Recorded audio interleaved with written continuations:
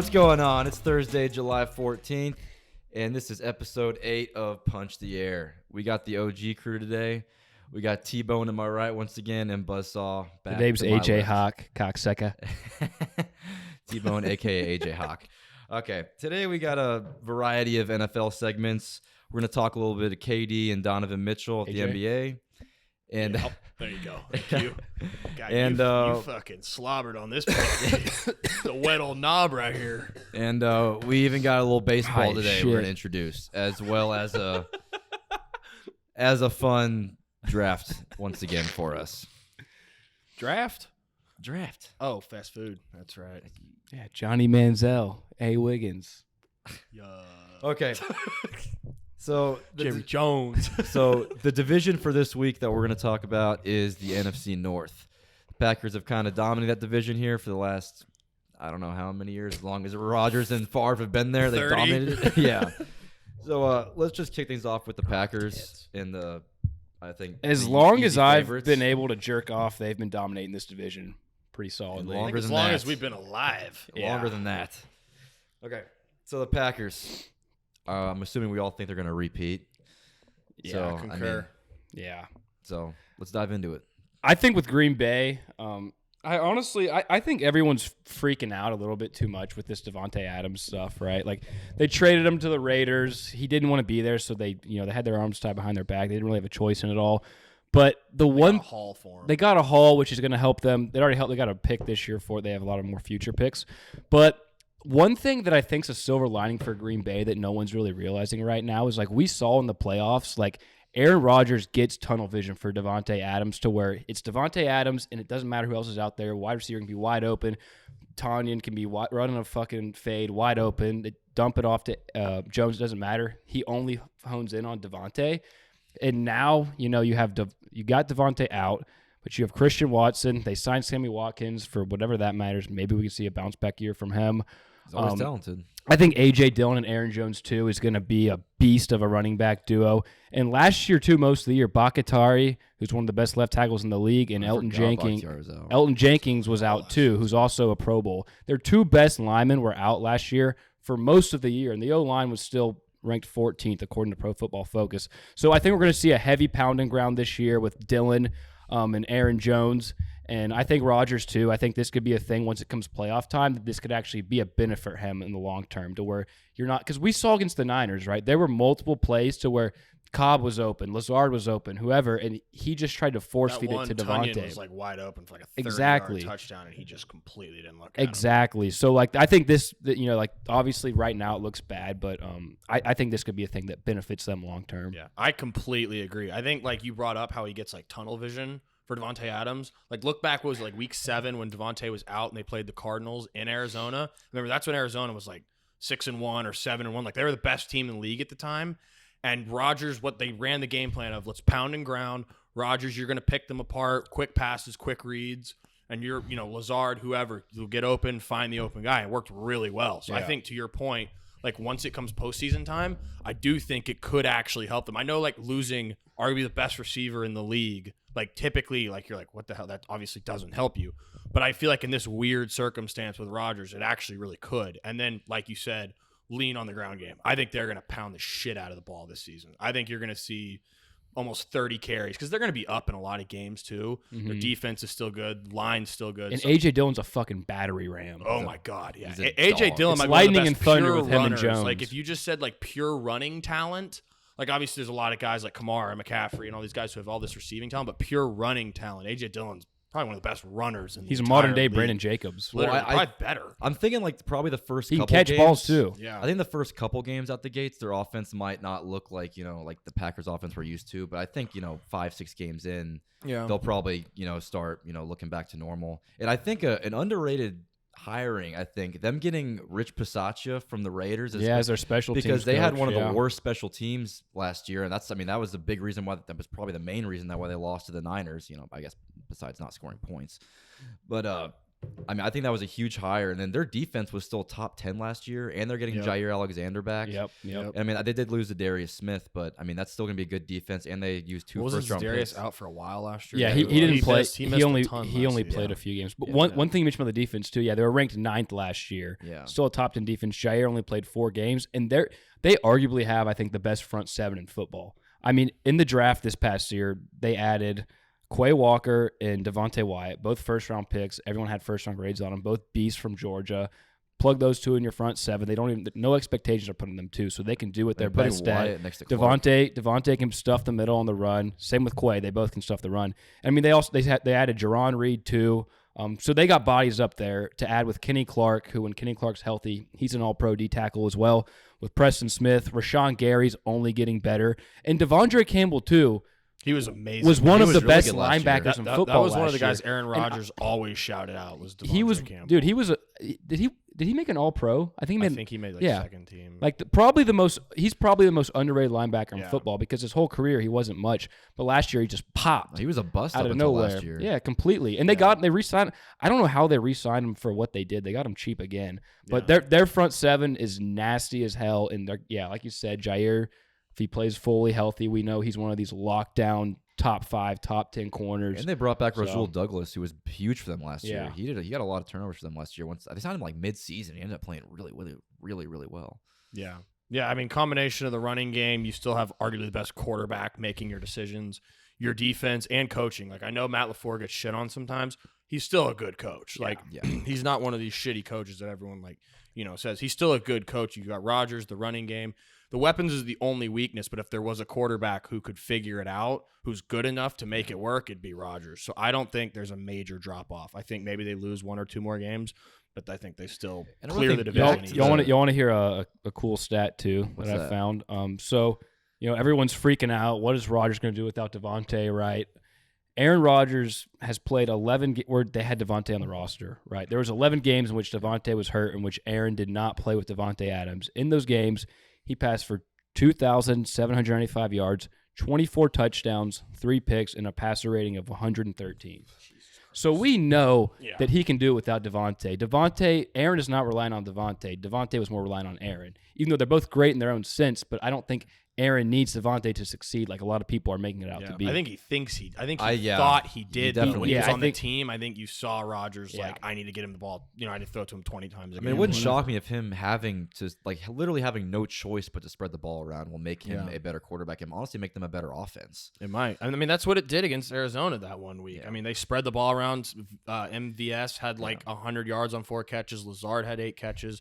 They hit Aaron Jones and Dillon out of the backfield. They spread it around, and the offense moved more flowing. There was more efficiency. It worked. It wasn't clunky. It wasn't run up the middle for 2 yards and then 2 passes to Devontae Adams. Hopefully we get the first. It was a lot more smooth. It was a lot more efficient. Yeah, it flowed better. It's a well-run machine. Yeah. And that was one thing, too. Before I kind of looked into the details, of all their moves and, all this other stuff, I was a little bit lower on the Packers than I am now. But, I mean, I think the reality is, they still have one of the best rosters in the league.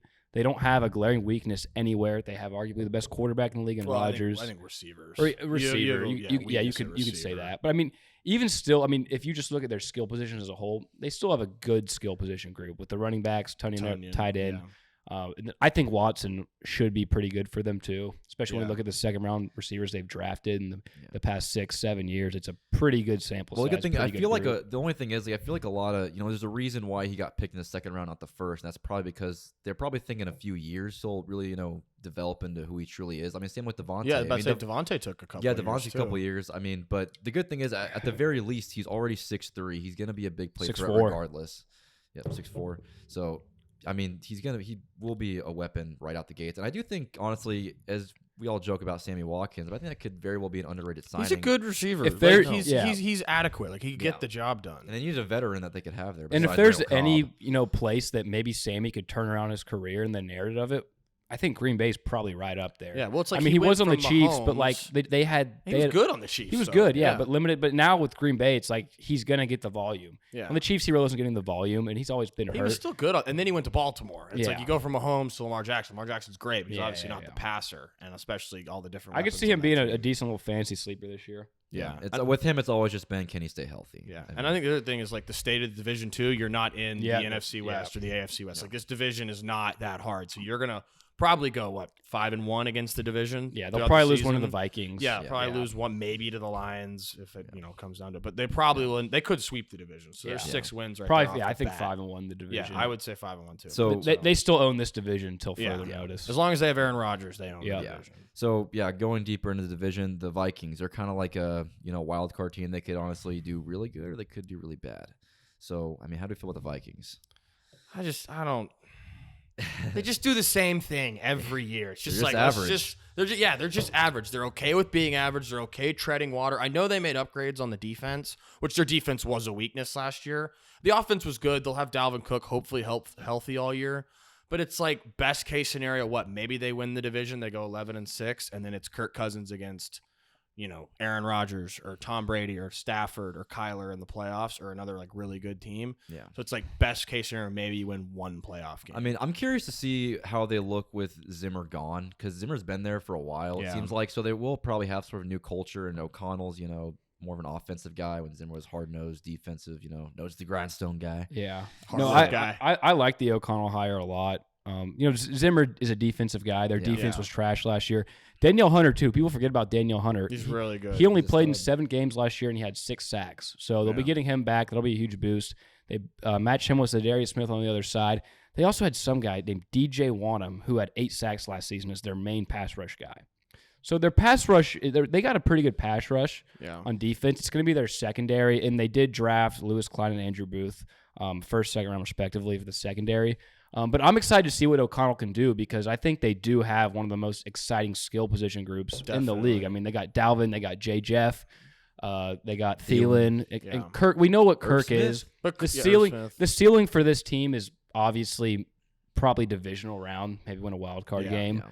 I don't think any of us are going to say Kirk's going to win a Super Bowl. No, but I think it could be a nice turnaround from last year. I would expect them to make the playoffs this There's year. a lot of talent on the team. Yeah, I expect them to make playoffs. And I would expect them to be the only team in this division to give the Packers a push. Yeah. So let's say they don't make the playoffs this year, do the Vikings just cut bait with Kirk? I would. I think, you have to. I mean, how many more years left on his deal? They signed him an extension, They signed him another extension this offseason. For how many more years? Is it 2? 2 or 3. I don't know exactly. More Garrett. Kirk is just making so much money. Kirk's a genius. With the Vikings, I tip my cap to him. Because he literally did 2 years of the franchise tag with the Commanders. Yeah. And then now he's just banking money with the Vikings for literally being an average quarterback.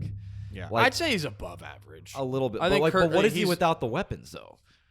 He's honestly he's average he's honestly a little bit above average because of the weapons. Yeah. He doesn't have if you swapped Jimmy Garoppolo or Baker Mayfield on that team, probably not a huge Jared Goff, probably not a huge difference. You wouldn't think, and maybe Jimmy G's played some big games. He's a baller. In this league, average QBs get paid great money. Yeah. As long as you prove that you can take a team to the playoffs with pieces around you, you will get paid huge money. Yeah. Yeah. Considering the going rate for a franchise quarter is $40 million. Yeah.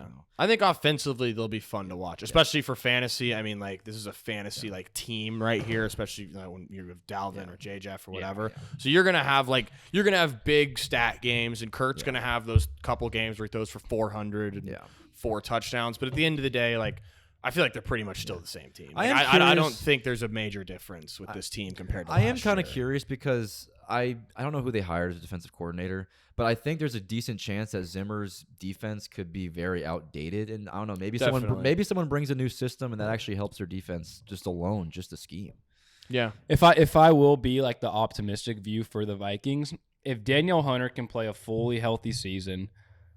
And last time he was healthy, he had 14.5 sacks in back-to-back years. So I feel like people kind of forgot about Daniel Hunter. I think he's very underrated guy. He's very underrated. When he's on the Vikings. He's a forgettable. But if he's healthy, he's right up there with T.J. Watt and these guys. He's a monster. I don't know about it. Might be a tick below. I don't know about T.J. Okay, maybe a tick below. Yeah, but he's pushing top 5 edge rushers. Yes. And then Zadarius Smith, if he's healthy, he's going to put up 12.5 his last healthy year 2 years ago.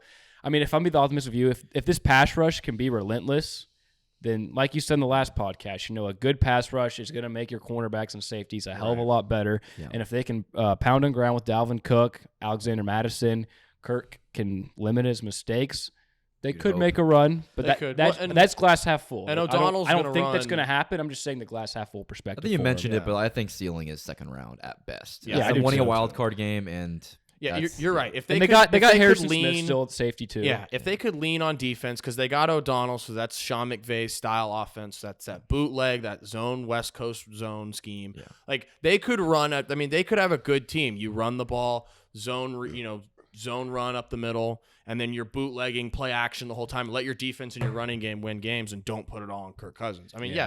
I think they make the playoffs this year. I don't think they win the division. Yeah. I think maybe they win a playoff game. And like you mentioned too, they are in the NFC North, so you logically would think that they probably got 4 wins out of that. You'd hope. I'm thinking 4-2. I bet the Viking. I bet the Lions. I could bet the squeak out a Lions game. can squeak one against them. But They you- almost did last year. They're probably going to take one against Green. I think they'll go 4-2 division. That's just me. I would say, yeah, Yeah. 4-2 or The 3-3. division definitely helps them out. Yes. Yeah, yeah. Yeah. I mean, the only thing when you said Zadarius Smith and Danielle Hunter, obviously glass half full is they're healthy the whole time. They have great seasons.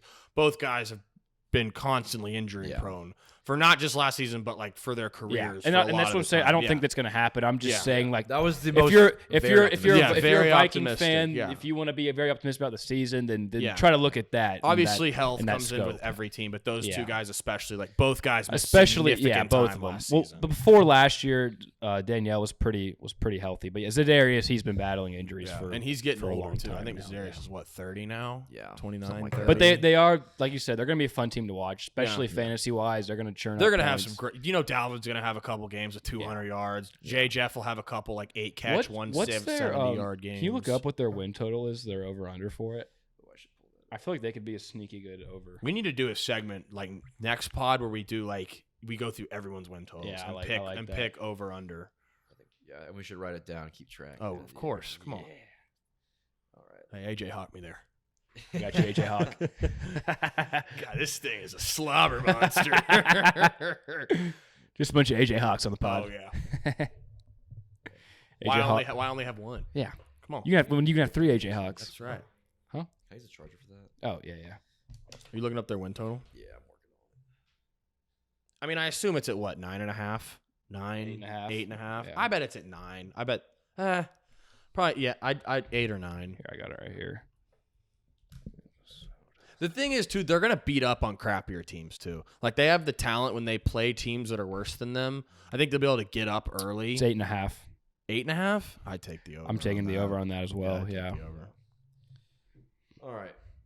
And then your Hard Knocks team for this summer, the Detroit Yes! Lions. They are like Dan they the don't have man. they don't have a shit ton of upside, obviously, but for some reason I find them kind of interesting. I do, just too. Because some of the pieces they've Well, added. the offensive talent they have. Yeah, They're I mean, they building. deserve They're undeniable. building a really good offensive foundation. They- I don't know they- if Jared Goff will eventually be the one to like take Jared the Goff helm won't of that be, but offense. whoever but comes there and inherits what they've started to build Yep. there is going to be in a good they spot. they're building a very good offense. are. with Next that year, there's team. going to be a new quarterback there. After I next would year. The only assume shitty so. thing though for them though too, like if you're a Lions fan, is like they're not like their roster isn't shitty enough to where like they're probably going to be in a top 3 pick. No, they're So going to the- win some games. They're going to win some games, so they're probably going to miss out on one of these like elite tier like quarterback prospects. You can always trade up. You can. Like, Did they trade? and one of they're their going to be in picks? prime position to do that. Did they trade their first round pick this year to get Jameson Williams? I think. I don't know. They moved I up hope to get not. him, so I don't hope know. not. But yeah, I mean, like that's it. I mean, you have Amon-Ra St. Brown. You just drafted Jameson Williams. You have Swift. You got Hawkinson. They're building a really good O line. Yeah. You still. Their I mean, O-line's their O-line's O-line's solid, good. bro. Yeah. They got Ragnow, they got Taylor Decker, Yep. they got They kept their Sidney pick. Poole. They kept their pick. Okay. Yeah, but that's the thing. Like, if they're, let's say they win 5 or 6 games and they're at like the 10 pick, but let's say Zack Wilson has a good year, but the Yeah, Jets but are the still Jets at are- 3 and the yeah, Jags are yeah, at yeah. 2. Like, they're not going to want to take give a up quarterback. enough. You give enough ammo, Right. you can always jump So up there, yeah. I think it's gonna. I mean, it's gonna make him work for it. But if Jared Goff's really not the guy, they don't believe that, and they really like, let's say C.J. Stroud or Bryce Young, and it's like 1 and 2, they could easily make a move to go up Yeah, and get that guy. they could. And And I have think- a foundation for a really good young And offense. I shit on Goff last podcast. I take back. He's all right, but I think we all agree that he's not that long term answer there, right? Yeah, but I mean, yeah, like I think offensively they're going to be really exciting. One move they made too is they added DJ Chark.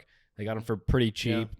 In 2019, he had over 1,000 yards with Minshew, and he was the number 1 option there too. So they had no one else around him. I think he could have a sleeper fantasy year as well. The only thing that I worry about, they didn't lose anyone worthy either. The thing I worry about though is their defense. Like the only piece they added was Aiden Hutchinson, who's probably a big piece. He's probably going to be a beast, but he's a rookie, so we can't have too high of expectations. He'll probably get 7-8 sacks. And he doesn't have a good pass rusher on the other side of him. So the only talent they have on that defense is him and Okuda, really. And Okuda hasn't even been good. And that's what I'm saying. I'm saying just talent-wise, but we haven't seen anything from Okuda. Yeah. Do they still have like Trey Flowers? Do they have anyone left on that defense? Flowers. And their defense was the second worst defense in the league last year. Hey, they're building a culture. They are, but I think if they had a good defense, dude, honestly, if they had a defense of the caliber of the Vikings, I think they could be neck and neck with the Vikings. I do too. But their defense just lacks so much talent, and that's what's going to hold them back because they're going to be in these shootout games, and they're going to get points, but at the end of the day, Goff is going to be the one that holds them back. Yeah, and I think best, like if you were to say best case scenario for them, how would that happen? I think it'd be running the ball. Their offensive line is probably their best strength of their team, and Swift and Jamal Williams are good running backs. Yeah. So if they were to be good, animal. Swift's a beast. I love Swift. I do too. Yeah. So if they were to be good, it would be through the running game. But the problem is their defense probably isn't going to be good enough to allow them to control the game and run the ball a lot. They're going to find themselves down 7-0, 14-10, 17-7 a lot of the time. Goff's going to have to force passes, lead to turnovers. They have one of the best. A kind of a sleeper trio and a young trio, just with Jameson Williams, Hawkinson, and DeAndre Swift. Yeah, that's a great little trio. Their offense is soup. It's ascending. Jameson Williams is like the definition of boom or bust. That guy could be incredible. Yeah, I think what was his? He had like last year in college. It was like per catch. It was like 28 yards. A catch. Like that's insane. He's one of these great Bama receivers. Yeah, but he's a burner. He's like that Tyreek Hill. He's probably going to be a monster. But yeah, like you mentioned too, I think they'll go 7-10 this year. That's what I have them at. They lost 6 games by 1 score last year, so they were competitive as hell. Like they were the betting team of the year last year. Yeah, they covered. Baby. They covered. They definitely I was all over their spread every game. No, see, at first I had them. I wanted to put them at 8 and 9, but I was like, that's a lot. I know. So I settled with 7 and 10. I think people will probably even have them below 7 and 10. But I'd have him 7. But I think these guys love playing under Dan Campbell. He has a culture. He's building the culture. Their offense is very talented. We all know that. But the defense is going to hold them back. But in this shitty division too, I think they could squeak out 7 and 10. This is the thing about Dan Campbell. I like Dan Campbell. I love his antics. I think he's funny. I think he's a locker room type of guy. Definitely a locker room guy. But I feel like if you're a team and you want to build like extended success, I don't think he's the coach for that. For me, he's like a dream. He's like a fairy tale coach. Like he's a dream team. Like one random season, he's a Rich Piazza. Yeah, he's like a Nick Rich Foles. Pisaccia. Like if the locker room believes in him, they could go on a run for 1 year. But extended success over a long period of time. Well, and I think he's a guy too. Like once they do get their C.J. Stroud or Bryce Young, they'll probably like, go find you can't have Dan Campbell molding that quarterback. No, I think you need a guy that like knows his shit. I think he's good for what they have now, a young team. A bunch of guys that are Jared Goff their at quarterback. But once they get that next young QB, a good motivator, I think he's gone. Same, I do too. Which sucks because I really like him. He's a great guy. But that's just the reality. That's just the reality of the league, though. It's like you can't just have the swagger and the motivation and the grind that he has. You also got to have the brains too. Yeah. No, I mean, if I was the Lions owner, like I in the back of my head, I'd be like, this is probably his last But like for right now, it's like the fans like our coach. The fans see us being competitive. The players love him. Like it's kind of a win for now. But once they get their young QB. Yeah. Well, before we go to the Bears here, I just pulled up Jameson Williams' stats last year. He had 79 catches for 1,572 yards and 15 touchdowns. Fucking, he's a monster, dude. Good God. Yeah. No, he was their best receiver last year, no doubt. I mean, he was incredible. Okay. Let's move on to the team that Luke eviscerated last week, the Chicago Bears. Eviscerate. That's a big word. That's a big word. Good word. I got some stuff up here. Good word. All right. The Bears. How do we feel about them?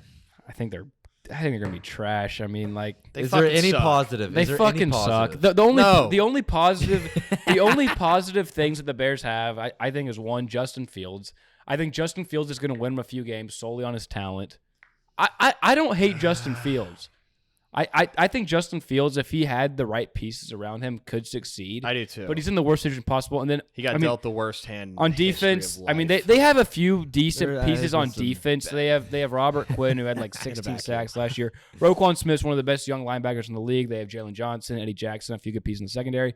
But it's not going to matter because on offense, let me ask y'all a question. I want to see if y'all can answer this. Actually, y'all might be able to because I said his name earlier.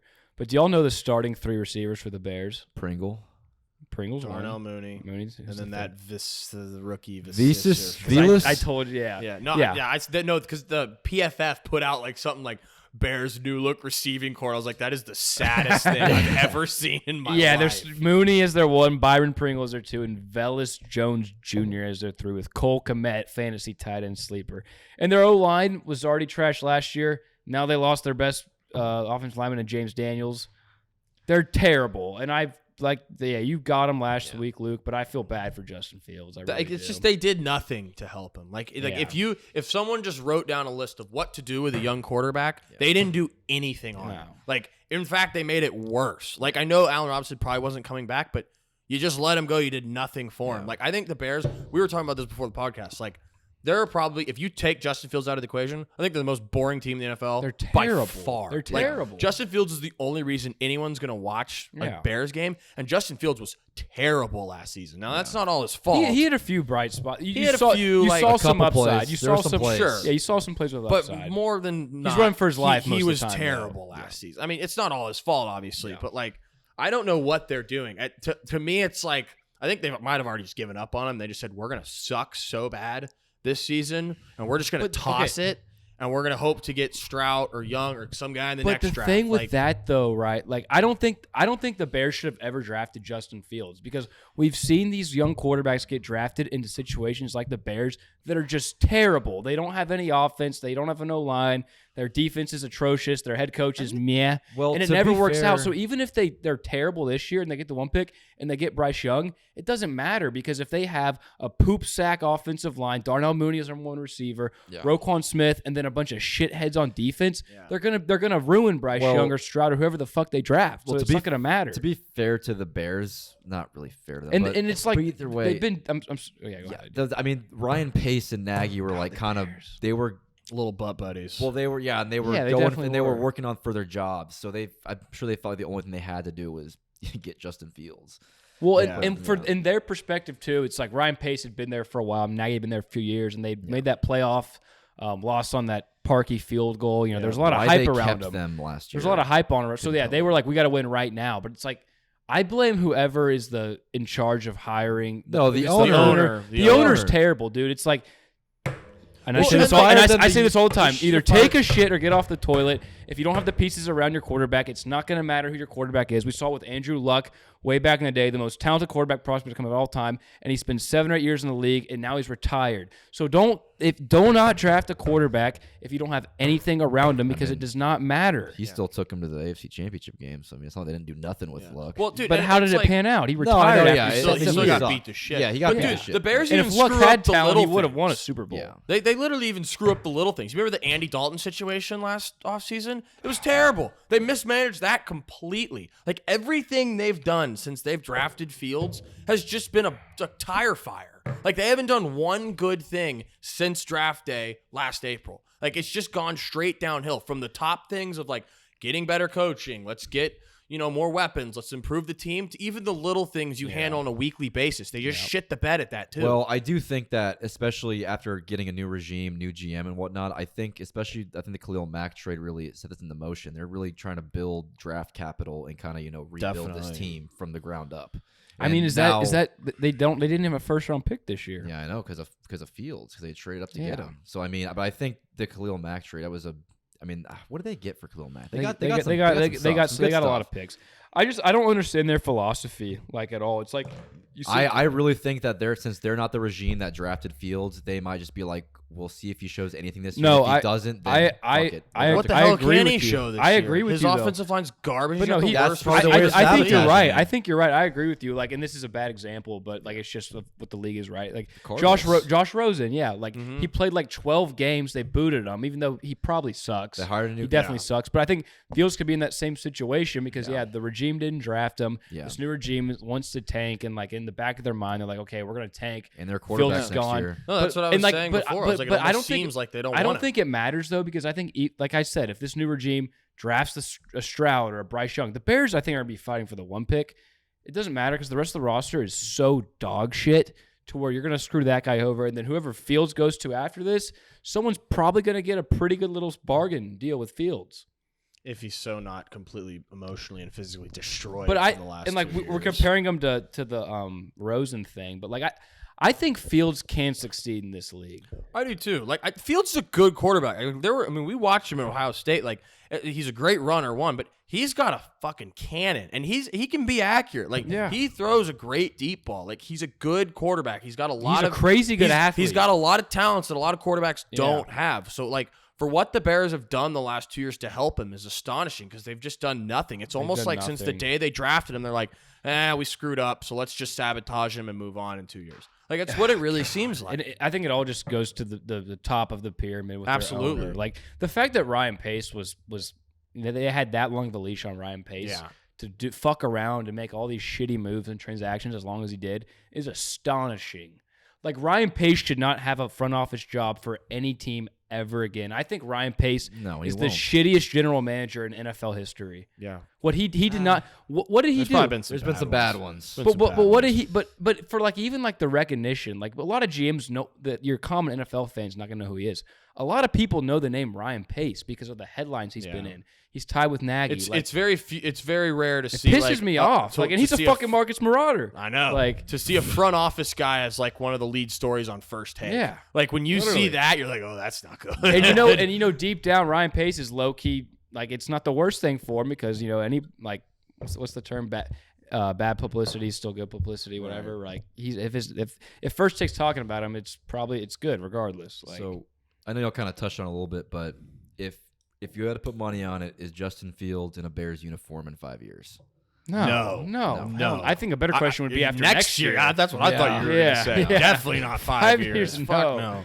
He might be out of the league in 5 years. I don't know if he's in. I don't think he's in one next year, honestly. Yeah, if you ask me that question, I think he's gone. I think based on the track record we've seen, that they're going to go like 3-14, 4-13 this year. Yeah. Cut bait, trade him for a third-round pick, draft a quarterback. A Dwayne Haskins situation, and then I that's what I think happens. But. Yeah, I mean, shit, I wasn't thinking about it until we started talking about it. But yeah, and with all the quarterbacks next year too, would not shock me. They have a top 3 pick. Yeah, and teams are so easy to move off quarterbacks now; they don't care. Oh, like that. And then I'm assuming they got another first-round pick with Treylon Burke, so they could ideally draft a quarterback and another weapon. Yeah, did they even get a first-round pick for Khalil Mack?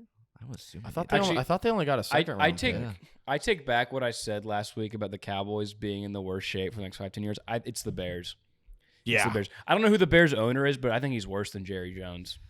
They don't draft well. They don't make good trades. They don't develop players well. Yeah. They don't hire good front office pieces. They don't do anything right. All they have is that 85. They do nothing. All they have is that. All they have is that 85 team, which did probably the best defense ever, and then the 2016 that went to the Super Bowl. Yeah, with Rex Grossman. Yeah. If you're a Bears fan. Sorry. Okay. So out of these 4 Cubs, teams, Bulls, and Bears, not good. Oh, at least the Cubs. Run with the Cubs. Well, I mean, like if you're our age, it's like, who gives a shit? Well, the Cubs got a World Series. Cubs got a World Series. Yeah, there's that. The Blackhawks were good for a string of years, but all right, you want to do our record prediction? No, I was gonna say. So out of these 4 teams in the NFC North, who has the best outlook in the next 5 years? Packers. God, you can make a case that it's the Lions. Yeah, but I mean, I don't think Rodgers will be there. No, that's my thing too. I don't know if he's gonna be there in 5. I feel like he'll retire before then. It's honestly, it probably is the Lions. I would take the Lions just because of the QB. It's just because of the uncertainty with the Packers. I think the safe picks because I mean, how old is the Rodgers? Packers are definitely the best run team. How old is Rodgers? He's 38, 39, 37, 38. Yeah. He's based on his what he said to the media and shit, he'll probably be done in 5 years. I bet he's done before. Wait, so are you saying 5 years from now, or the body of work for the next? Let's 5 just years? in the next 5 years. So who's 5 years shape? from now, who's 5 years from now? The Lions, because Rodgers won't be in the league in 5 years. I mean, if the Vikings were to find the right quarterback, if they move off Kirk Cousins after this season, if they find the right quarterback, they could totally be in that position with Justin Jefferson and some of the young players they have. Yeah. But even then, if like this coach works, if we're saying that too. I mean, like the Packers. I mean, but the Packers have some guys that are going to get a little older. Yeah, it's hard. That's a hard question to answer. I'd say the Lions. I think they're building the Lions. Yeah, because I mean they have the best like young nucleus. Definitely, they just got to hit on quarterback. Yeah. Hey AJ, I got you, sweetie. Yeah, let me get a swig of that. All right. We gotta let the Don get his round. All right. Good, Now, Get you a tug, boy. touche. Get a nice little tug. Get a tug. all right. Now for our NFC North predictions from best to worst.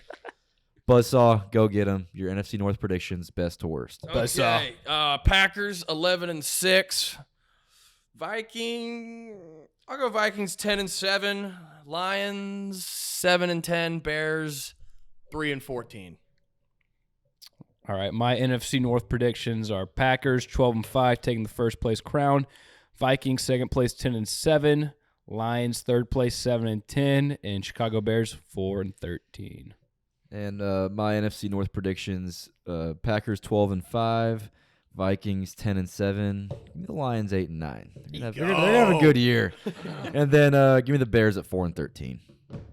We've all had the exact same rankings 2 weeks in a row.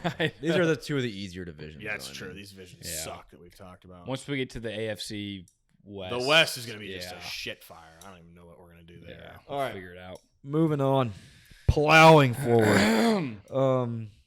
AFC quarterback tiers. Oh, let's go.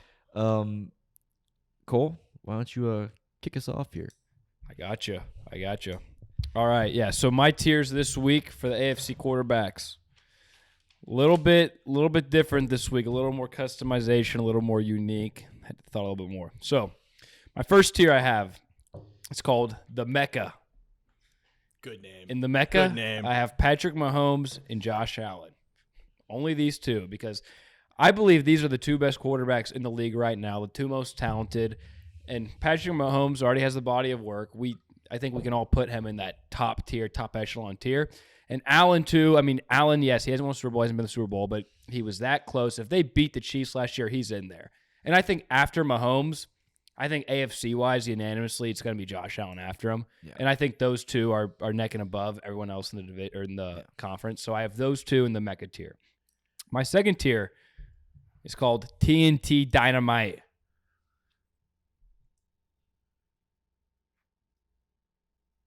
Easy there, AJ Hawk. Watch the lungs now. So in my TNT Dynamite tier, I have Joey B, Justin Herbert, Lamar Jackson, Russell Wilson, and Deshaun Watson. I have these five in my TNT because I'm not ready to put them in the Mecca. But for Russell Wilson, for his body of work, you could put him in there, but he's a little bit older. He's not as young as these other guys. I think he's kind of coming out of his prime while these other guys are kind of in their prime or coming into their prime. But these are guys that can pop off any week. They're ultra talented. You can win a lot of games because of these guys, but they're a little bit younger. They're a little bit more fresh. I'm ready to put them in the Mecca tier, but I have them in the TNT Dynamite tier. Then my third tier is called Old Reliable. And in my Old Reliable tier, I have Derek Carr, Matt Ryan, and Ryan Tannehill. And I will say, I do think there's a pretty big gap from Derek Carr to Ryan Tannehill.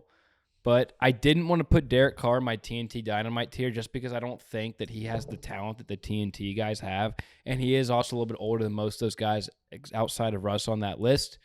And I didn't want to put Ryan Tannehill in the worst tier because he's let us see in the playoffs the past few years, even though he had a good run game. But I still give him his respect. And Matt Ryan, I think, is a perfect guy to kind of bunch between Derek Carr and Ryan Tannehill. And then my fourth tier is the Young Gun tier, and I have Mac Jones, Tua, Zack Wilson, Davis Mills, and Trevor Lawrence. No particular order. That's just the five in there.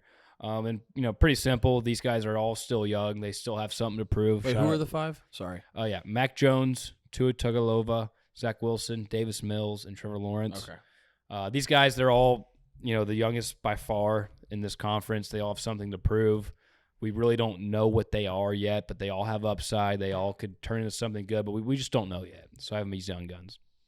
Then my last tier is only one quarterback, and it's called This Guy Starts, ? And it's Mitchell Trubisky.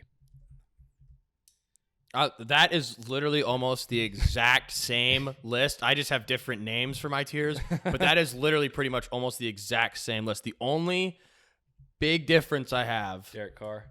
No. I totally agree with you about Derek Carr. Herbert. No. Joe Burrow. I think Joe Burrow should be in the Mecca tier. I think he's proven it this year. I think he's proven. I can respect that. I think he's proven.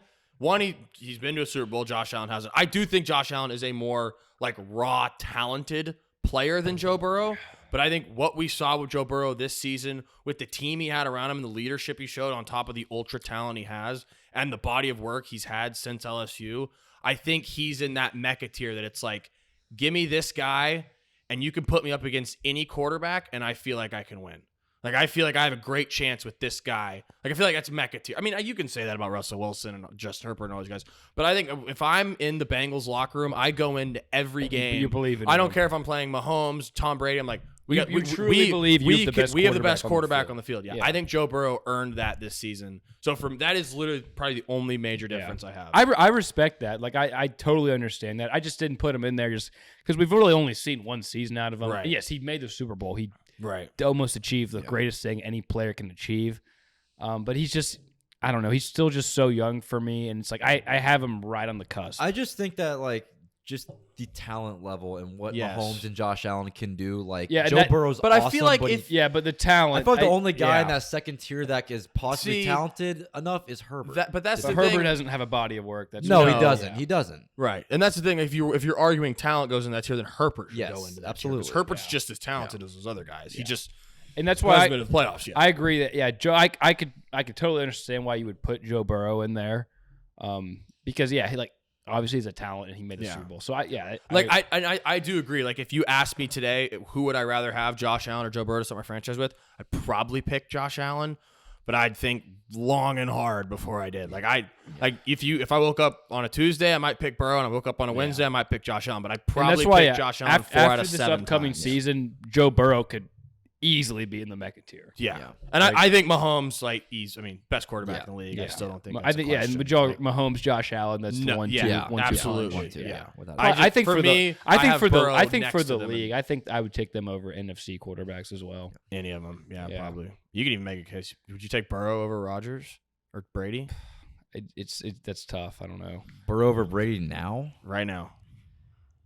I don't know. It's tough because you got. I'd probably still take Brady. I would take Brady. You got to put respect him over Rodgers. I just think you got to put respect on Brady's over Rodgers. You got to put respect on Brady. I would. Yeah. I mean, Burrow's got that dog in him that I don't think Rodgers has. Rodgers, I don't think commands the locker room like Burrow does. No, you're right. I would probably. It's just Brady. I honestly, I might take Brady over Allen too. Yeah, just because it's Brady. It's Brady. Yeah, he's won 7 fucking Super Bowls. Yeah, I mean, it's like the GOAT. When he walks into the locker room, shitty players are like, I'm gonna go have a good game because Tom Brady's my quarterback. Yeah, right? but one thing too, I felt like the AFC. There's a fucking shitload of talent in it. Oh yeah, dude. I mean, ridiculous. the young gun I tier feel like is just like I feel like 3 of those guys could be Pro Bowlers. For me though, I feel like this list was kind of easy to make because I feel like you can kind of see it all. You can outline it pretty quickly. No, literally, because these guys are tiered off. My tier list is almost the exact same as yours. Yeah. Okay, so starting off, tier 1, surefire elite. Okay. Patrick Mahomes, Josh Allen, Joe Burrow. Okay. Surefire elite, no questions. These guys, you go into any game in any stadium, you're like, I have the best quarterback on the field, no matter what. These guys can win Super Bowls. They can win multiple Super Bowls. Next tier, elite with questions. So they're elite quarterbacks. Like, no one is gonna have a problem with these guys as your quarterback. I mean, Deshaun Watson minus all the stuff off the field, but these guys are all guys that you walk into any game, you're like, I can win with this guy no matter who's across the field. That includes Justin Herbert, Russell Wilson, Lamar Jackson, and Deshaun Watson. For Herbert, I think question is 1, can he lead a team to the playoffs? Can he be the real leader, the voice of a locker room? I think question for Russell Wilson is, how good is he still? I know Russell Wilson's great, but is Russell Wilson still a top 3 quarterback in this league like we've seen him be before? I don't think he is. I don't think he is either. But I think questions with Lamar Jackson, obviously the passing ability, can good receivers really play with him? Can he lead a team from behind? All those. And then Deshaun Watson, there's obviously questions with Deshaun Watson. Yeah. There's no question about that. And I mean, Deshaun Watson's also had accuracy issues in the past. So next tier, third tier, damn good tier. If you got these guys, you're good. They're great quarterbacks. No reason to move off them right now. Matt Ryan and Derek Carr. I think both these guys could win easily a playoff game, possibly 2 if things fall their way. These guys are really good guys that you can, they can increase your chances of winning with a good team. It's not a quarterback like a Kirk Cousins that will be carried by a good team. They'll enhance a good team. They're damn good quarterbacks. Fourth tier, the boner / Ryan Tannehill tier. Only quarterback, and that's Ryan Tannehill. No further questions. I'm done talking about Ryan Tannehill. 5th tier, young/upside tier. Mac Jones, Trevor Lawrence, Zack Wilson, Tua, Davis Mills, and I put Kenny Pickett in there just because I don't know who's going to start, if it's Trubisky or Kenny Pickett. Obviously, I actually think, would it even be shocked if, Mac Jones and Trevor Lawrence are 2 of the best quarterbacks in the league in, 6 years, 5 years? I mean, I think you could say that about, Davis Mills and Zach Wilson. All these guys have shown we just don't know. some sort of promise. So I don't think you can say any of them are bad yet or good. We have to see more. We got to see young, more. exciting guys. The last tier, only one guy. He's a good guy. The tier's called He's a Good Guy. I hope he lasts a while in the league. Mitchell Trubisky. He's a good guy. I root for him. I hope he lasts a while in the league. So you did have Mitch in his own tier, Mitch too. It's I hope you do good, guy. You're a good dude. Good luck. Yeah, he was the only guy when I made mine where I was like, okay, I can't put him in any of these others, so he's got to have his own. Yeah. That's funny. So that's the 6. What do you think?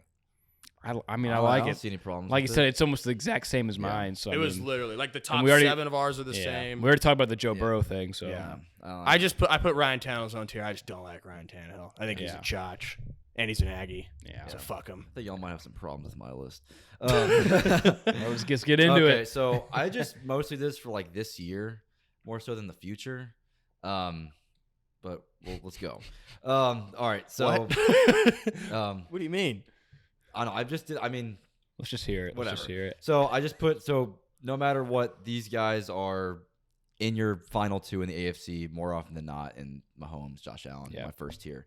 My second tier, these are just guys I just won't be shocked if they're in a Super Bowl, and that's Justin Herbert, Joe Burrow, Deshaun Watson, Russell Wilson.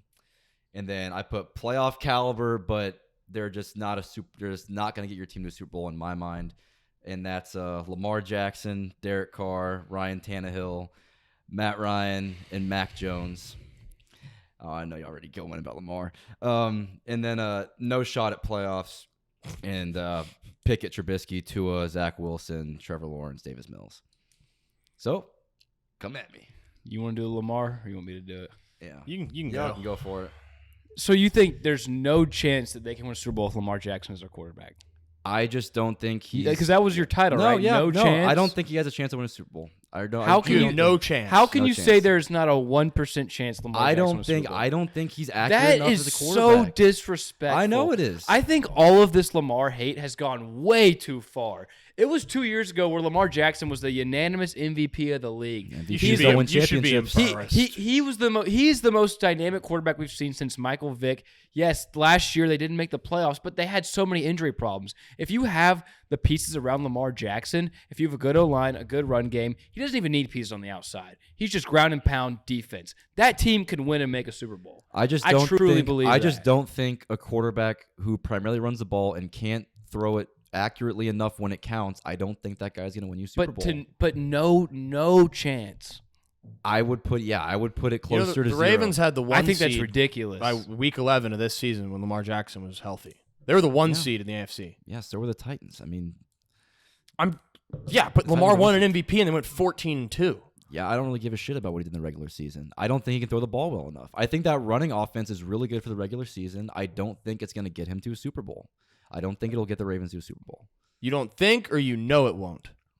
I don't think. I don't think. Okay, let me ask you this. If Jimmy Garoppolo got to a Super Bowl a few years ago with pretty much a pound and ground running game and making his few throws there, why can Lamar not? If they have the personnel around him. Because I don't. Which they I do honestly have. don't think, push comes to shove, Jimmy Garoppolo's a better thrower of the football than Lamar Jackson. But he's not nearly the better quarterback. No, he's not. Better thrower of the football. I think you would say he's a better thrower. I don't he's think a better thrower. But if we're talking just strictly quarterback, Lamar we're taking Jackson's every not tangible that out bad there. at throwing. He's an above average passer. The guy. I don't think he's above. I think he's an average passer. I think he's a good passer. But he's not awful. Let's not talk about his passing because that's not why people recognize Lamar Jackson. We recognize Lamar Jackson because he is Michael Vick S 2.0, probably a little more athletic. What did Michael Vick get to a Super Bowl? No. Okay, Lamar Jackson's better than Michael. And I just said better than Michael Vick. And he's on a proven system with a coach that's won Super Bowl. He's on John Harbaugh won with Joe Flacco, so don't tell me he can't win with Lamar Jackson. I just don't think If he a guy. can move I don't think a fucking run-first Flacco- quarterback is going to win a Super I Bowl or wouldn't get say to he's one. a run-first He quarterback. is That's a what- run-first Okay, Yeah, but quarterback. you're he's a making it run-first- seem like I all think- he wants to do is run. Well, the he's guy making- throws the ball 30 he's times a making game. it seem like he's a wide receiver lose. throwing the ball. which Yeah, he- like which you're he's making, not. you're making it seem No, like he's a that's running not true. back. I'm Like s- he yeah. still throws the ball 30 times a game. I'm Like sorry. I don't think he can get to one. I really don't think he can. Push comes to shove. I don't And think okay, he and I will. can understand your argument of like, when's the last time we've seen a running quarterback win a Super Bowl? But then Never. again, but that's what I'm Colin saying. Kaepernick got the Niners there, and they were the better team. But then again, but my thing is like sample size, right? Like Yeah. who is our sample size of product that we have to base this off of? Lamar, Colin Kaepernick, Michael Vick. There's only Tim Tebow. there's really only a few that we could even like base it off of because like it hasn't happened. But trends are meant to be broken. History's meant to be broken. I think to say there's no chance Lamar Jackson win a Super Bowl is insane. I think that's I also I don't know if he's going to be healthy enough to ever get to a Super Bowl. I think the way he plays, he has as the older he gets, he has more of a shot at getting hurt. There could in the next And I 2 to understand that, 3 but no seasons, chance. there could easily be a season that the running game is firing all cylinders, the defense is great, led by Harbaugh, and this team locks the 1 seed up. Few things roll their way, they're in the Super Bowl. Easy could happen in the next 3 years. I don't think there's any question about that. My thing is, if you stop their run game in the playoffs, then you force them to pass. I don't think Sure, but he's going to get there. you have to stop them first. That's which fair. there's been plenty of teams with offenses that no one's been able to stop, and they rolled to the Super Bowl. I know, but I also Hence 49ers. Yeah, Multiple times. literally. Yeah, Multiple I mean, times. even the Rams Kaepernick this and year. Garoppolo. yeah. Well, they also No one was able to stop the. I mean, shit, the Eagles with Nick Foles. No one could stop that offense with Nick Foles. Yeah, they threw the ball and he was hot as shit. I mean, he was Yeah, throwing the ball exactly. really If you well. catch fire at the right, if Nick Foles can win a Super Bowl, if Joe Flacco can win a Super Bowl, you can't say there's no chance Lamar Jackson wins a Super Bowl. I just don't think he Lamar will. Jackson is arguably, again, that's my word, arguably, the most talented quarterback in the league. And like the Ravens are. I'm not gonna go that. I mean, I agree that's with why that. I use the you word prefaced it. arguably. You prefaced it, yes. That's a very meaningful word for me. But but like, dude, like the Ravens are also one of the best organizations in the league. I just think They draft incredibly. they draft incredible. Like their defense is always. They had more injuries than anyone last year, arguably too. Yeah, and they were still competitive. Yeah, like They if- were the if- 1 seed before Lamar got hurt. They were the Exactly. 1 seed in the AFC, I think- even in a down year. I think we're gonna see. I think this year coming into the season, we know Lamar Jackson a contract year. The Ravens are hesitant to pay him. We're gonna see a healthy Ravens team come back, and I think we're gonna see Lamar steamroll the league on his legs again. I think fantasy wise, you should be wanting to draft Lamar. J.K. Dobbins is absolutely. coming back. Lamar's coming back. They got Hollywood Brown out of there, who's dropping like fucking 6 wide open 50+ yard touchdowns. I don't know Jim- if I've ever And screamed if John at my TV Harbaugh can harder. win a Super Bowl with Joe fucking Flacco, he can win with Lamar Jackson. I think Right. that's all I need. That's all you need to say on that. I've never Like, been more upset my entire life because Lamar was my quarterback for fantasy. Watching live games with the Ravens and watching Marquise Brown just drop bomb touchdowns over and over again. I like threw my phone. Like I was so mad. For Lamar, I don't think it really, like, obviously to a degree it matters, but if you give Lamar a good O-line, a good run game, and a tight end, you could throw fucking Des Bryant and Mark Martavis. Andrews is a really good tight He is end. a too. good No, tight end. and that's He's what really I'm good saying. tight I end. love Mark Andrews, but I'm saying like if you have that run game and a Mark Andrews, you could throw Des Bryant, you could throw Martavis Bryant, you could fucking go hit up T.O. at receiver. Like I don't think it matters really at receiver because he's not passing to the receiver anyways. No, I mean, yeah, I think you still need a decent receiver on the team to make you okay. respect the deep I threat. think a deep threat, but But Hollywood. Lamar's also a good deep ball thrower. It's the intermediate throws that he Yeah, struggles with sometimes. But deep ball to keep the defense honest, he can do that really well, which goes really well with his short passing attack in the run game. You keep the safeties back with the deep ball. If you have burners like Marquise Brown or these other guys that can go deep, it complements the run game really well, especially his style of run with those options and all the things they can do. So I think saying no chance he can't win a Super Bowl is I just think that's absolutely ridiculous. stupid. I think that's completely stupid. Now, the one thing that we didn't mention about Lamar Jackson is the conference he's in. I think that's the biggest thing. I think that One is of the the biggest one. things. I think that's the biggest thing that will stand in his way is the fact that you have Justin Herbert, Russell Wilson, guys that can throw and Deshaun light it Watson, up. Joe Burrow, Mahomes, and Josh Allen. It's going to be tough, but like the whole argument I'm making here is based off your title of the tier. Yes, I probably should have said no chance, but But that's what we're talking about Yeah. here. So that's what I'm going to base it off of. no, yeah, that's fair. Okay, I'm sorry. Do you have it right there? Can I just peek? Yeah, go for it. Okay, playoff caliber, but no Super Bowl. So what does that mean? Not Super. They can't win a Super Bowl either. I don't think they will. So you don't At think least Derek? this is very short term. So you don't think Derek Carr, with the personnel he has around him, Josh McDaniels coming into town, that there's no chance he wins a Super Bowl? I'm not saying no. I mean, I'm not saying no chance, but that's what you have your tier listed as. It says playoff caliber, but not Super Bowl. So I don't think he's going to get to a Super Bowl. I don't think Derek Carr will win a Super Bowl. I think Derek Cole's a really good quarterback. They could, but I don't think they will. But if we're talking about, are we talking about could, or if it's hypothetical, or if it's set in stone, they're not going to win? Well, I mean, hypothetically, you can make a case that Mac Jones could win it. That's the thing. I mean, there is a chance if the Patriots were to have a great defense and they run the ball and Mac Jones delivers the ball without interceptions, Patriots could win the Super Bowl. I'd say more likely than not, Derek Carr is not getting to the Super Bowl. Ever? No, I'm gonna say ever. Yeah, I'm gonna say ever. I think he'll be just a really good quarterback, and we'll remember him as such. I would honestly probably agree with that. I don't think he. I think he could, but I'm not going to say I think he will. Yeah, if I had to pick, if push came to shove, I would probably say. Okay. Also, too, when we say no shot at playoffs, are we talking about the team around them? Or are we just because that's kind of like I know that for the I don't know how to talk about that. Yeah, because I guess for the future, that's kind of I made these names up even, while you're sitting even with here, Pickett and Trubisky. I don't know. Are we talking about no shot at? I just don't understand the way you worded your category. I honestly, I just did because my 4 tiers and just named it right here. Playoffs. That's what I'm saying. Yeah. I think any of these quarterbacks, if they have a badass team, that they could make the playoffs. So I just honestly don't understand your wording for your tiers. No, that's fine. I mean, I made this. I had my 4 tiers here, and then I just said, "Fuck, I'm gonna make some names," and this is kind of where I was at because I honestly didn't really know what to word them, what to name them as. So I feel like you're doing it more as a. I don't know. I really I couldn't think of what to name them. I know where because I made the tiers and the tiers made sense in my head because I felt like Mahomes and Allen are head and shoulders better than the next guys, and then I wouldn't say head and shoulders. Whatever. I'd say a smidge. I think more than a smidge. I think more than a smidge. More than a smidge. More than a smidge. I don't know about a lot. More than a smidge, but not head and shoulders. Everything's in the middle of that. It's a forehead level. Yeah, they're forehead level. Sure. Yeah, and then I felt like all those guys in second tier belong there because I thought they were just a tick below Mahomes and Allen, and then I thought all the other guys are just I don't think they're going to win a Super Bowl, and then I don't think these guys have a shot at the playoffs this year. So I mean, it's just.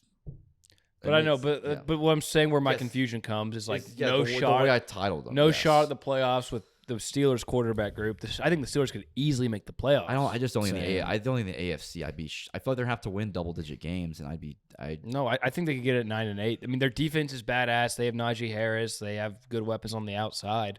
If their quarterback can just be a game manager and their O-line can kind of hold up, they could easily make the playoffs. They almost made it last year with Big Ben. Yeah, and Big Ben. As much as we love Big Ben, we do love us some Big Ben. I think he was done. That's definitely fair on the Steelers. I definitely think even also on your list there, I definitely think the Dolphins could make the playoffs. I should. Yeah, I wouldn't put my own. The Patriots could make the playoffs. Yeah, but he doesn't have the Patriots in that tier though. No. Oh, do you have Mac Jones in the other one? Yeah, he said playoff caliber for the Patriots. But even the Dolphins, I wouldn't bet money on the Dolphins. I wouldn't bet money on Tua. Maybe the Dolphins could. I don't think Tua. And that's where I think this weird argument's coming because I think you're naming your players and tiers and different kind of hypotheticals there. Yeah, no, definitely. To where it's more of a team thing versus a player, thing. individual player. Yeah. Well, I should have prefaced. I probably could have organized this in a much better way. Be better. But this is just. I mean, Fuck this is just you, what dude. I have. God bless. But kidding, we love you, Brophy. But whatever. Okay. P. Fleming followed the podcast. Yeah. Who did? Keith? Parker Fleming. Oh, hell yeah. Okay. Should we take our break now? 9:10. Or why don't you also want to list your quarterback tiers real quick and then take a break? Yeah. Are you ready to go? I mean, we still have 20 minutes. I thought you said 9:15. No, you said 9:30. 9:30. We still have at least 20 minutes. Yeah, we can go. Okay. All right, here, I'll list off my. All right. So my AFC quarterback tier goes as followed. My first tier, the Mecca, contains Patrick Mahomes and Josh Allen. My second tier is called Tnt Dynamite, and it contains Joe Burrow, Justin Herbert, Lamar Jackson, Russell Wilson, and Deshaun Watson. My third tier, called All Reliable, Derek Carr, Matt Ryan, and Ryan Tannehill. Fourth tier, Young Guns, Mac Jones, Tua Tagovailoa, Zack Wilson, shout out Milfs, Davis Mills, and Trevor Lawrence. My fifth tier, this guy starts, Mitch Trubisky. All right, my AFC quarterback tiers. Tier 1, surefire elite. Patrick Mahomes, Josh Allen, Joe Burrow. Tier 2, elite with questions. Justin Herbert, Russell Wilson, Lamar Jackson, Deshaun Watson. Tier 3, damn good. Matt Ryan, Derek Carr. Fourth tier, boner/Ryan Tannehill tier. Ryan Tannehill. Fifth tier, young/upside tier. Mac Jones, Trevor Lawrence, Zack Wilson, Tua, Kenny Pickett, Davis Mills. And the sixth tier, good guy, hope he lasts a while in the league, Mitchell Trubisky. I love your boner/Ryan Tannehill tier. I'm just gonna do my just Ryan Tannehill. Just Ryan, yeah. I'm just gonna do my 4 tiers without the titles. I'm just gonna say that 4 tiers. Yeah. Whatever you want to do. Yeah. Whatever. All right, whatever. My AFC quarterback tiers. Tier 1, Josh Allen, Patrick Mahomes. Tier 2, Justin Herbert, Joe Burrow, Deshaun Watson, and Russell Wilson. Tier 3, Derek Carr, Ryan Tannehill, Matt Ryan, Mac Jones, Lamar Jackson. And Tier 4, Kenny Pickett/Trubisky, Tua, Zack Wilson, Trevor Lawrence, Davis Mills. You got Lamar Jackson in the same tier as Mac Jones and Ryan Tannehill? He does not like Lamar Jackson. Good I Lord. feel how I feel about Lamar Jackson. Oh, my God. That's just it. Ryan Tannehill and Mac Jones? Sorry. It's very disrespectful. God. It's very The guy won an disrespectful. MVP. It's very disrespectful. I'm sorry. Guy was unanimous MVP. No, yeah. I understand it. I was there. Oh, you were there when they handed him the trophy? I actually was in the building in the corner. I had the gloves on, actually. And then I gave it to that guy who gave it to him. Okay. Jesus. Okay. All right. Do you want to do the rookie segment and just get it banging out in 20 minutes? Yeah, let's do it. Okay. All right. Yeah, we definitely bang that out in 20. All right. We all have 3 rookies that we picked and how we feel about them going into whatever situation they're in and how good they're going to be. So, Buzzsaw, you're up. All right. First rookie I highlighted was Kyle Hamilton. Round 1, pick 14 to the Baltimore Ravens. I think Kyle Hamilton ended up in the perfect situation he could have ended up in. One, like if you just look at the lineage and the history of the Ravens and having good secondary, good safeties. I mean, you go Ed Reed, Earl Thomas, etc. Like they've always had great secondaries, always been like spearheaded by a great safety. And I don't think like before the draft, people were saying like, yeah, if we actually just ranked the top 5 players in this draft, Kyle Hamilton was up there in the top 5. So was Lindenbaum. Like regardless of position, just the best guys. Great draft. Yeah, like he was one of the best players in the draft, regardless of position. I think going into that defense, there is a slot at safety that needs to be filled. You could see him as their next great safety. I don't think that would shock anyone. He's with the perfect coach, the perfect team to develop him into that. I think you're looking at the next 10 to 12 years of this guy being a perennial Pro Bowl or even, all-pro level guy at safety. I think the value they got him at 14, I think it's a complete win-win for both teams. So I think great pick by the Ravens, great fit for Kyle Hamilton. I think he's going to enjoy a great 10, 12-year career at least, spearheading their secondary. Yeah, I think I'd agree with that. Couldn't disagree with that. I am curious to see because they do have a new defensive coordinator there, so I'm curious to see how they deploy him. It's still Harbaugh, though. Yeah, it's Harbaugh's still a defensive Harbaugh's guy. Harbaugh. Harbaugh's a special teams guy. Harbaugh. No, Harbaugh's a special teams guy. He's defense special teams. But yeah. Pitch Bosh. All right. Do you want to do your number 2 guy, or are we just going to go to you and just go? You just want to wrap it? Just Wrap it. Yeah. Okay. So my first rookie is Treylon Burke, former Arkansas Razorback. Woo, fucking pig, baby. I think Treylon Burke goes. I think for the Titans and for himself, it's kind of a win-win situation, right? Like Tennessee lost A.J. Brown, and this guy steps in, and he is like a A.J. Brown light as of right now. I think eventually down the line from the future, he could turn into an A.J. Brown type player. Physically, he's the same exact size, 6'2", 215. Very physical wide receiver. He's a deep threat. You could throw him bubble screens. He can hit drags. He can hit slants. He can do everything all. And the only thing that, people are going to knock on on Treylon Burke is his 40 time. He ran a 4.56 on his 40. But the eye test does not lie. Like, if you watch him against games like Bama, Ole Miss, Mississippi State, like, this guy is quick. He's quick, and he's big, and he's physical. And so I think especially fantasy-wise, if you're looking for a rookie fantasy sleeper, I would definitely invest some stock in the Treylon Burke because I think he could pop off. And they need someone to replicate A.J. Brown's role now. I mean, they lost A.J. Brown. They don't have Julio Jones anymore. So right now, Tennessee's wide receiver group is Treylon Burke. Who else even is Woods. They got Woods. So they got Woods. They got Burke. But we've seen, too, with Ryan Tannehill, he liked the tunnel vision, kind of like Rodgers to Adams to A.J. Brown. Treylon Burke is literally, I think the best comp is A.J. Brown. Obviously, it's an optimistic view of Treylon Burke. Plays like him, built like him. He's built the same way. He plays the exact same way.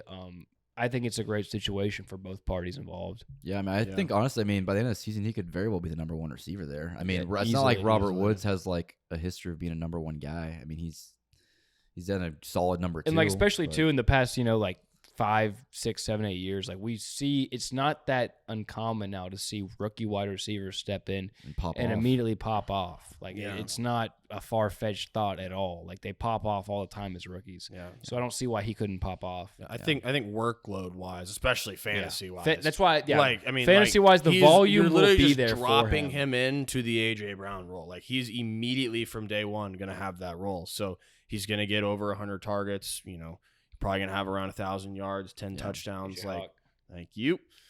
I mean, especially if you're talking fantasy this year, if you were to pick the rookie receiver you would take, it's him, no doubt. Just because the he's volume definitely the that's number be one there fantasy rookie receiver. So for him, he's going to have all the opportunities in the world to succeed. So I agree. It's a great situation for them. Yeah. Okay.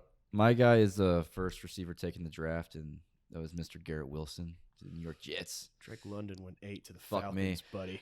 The number 10 pick in the draft, Garrett Wilson.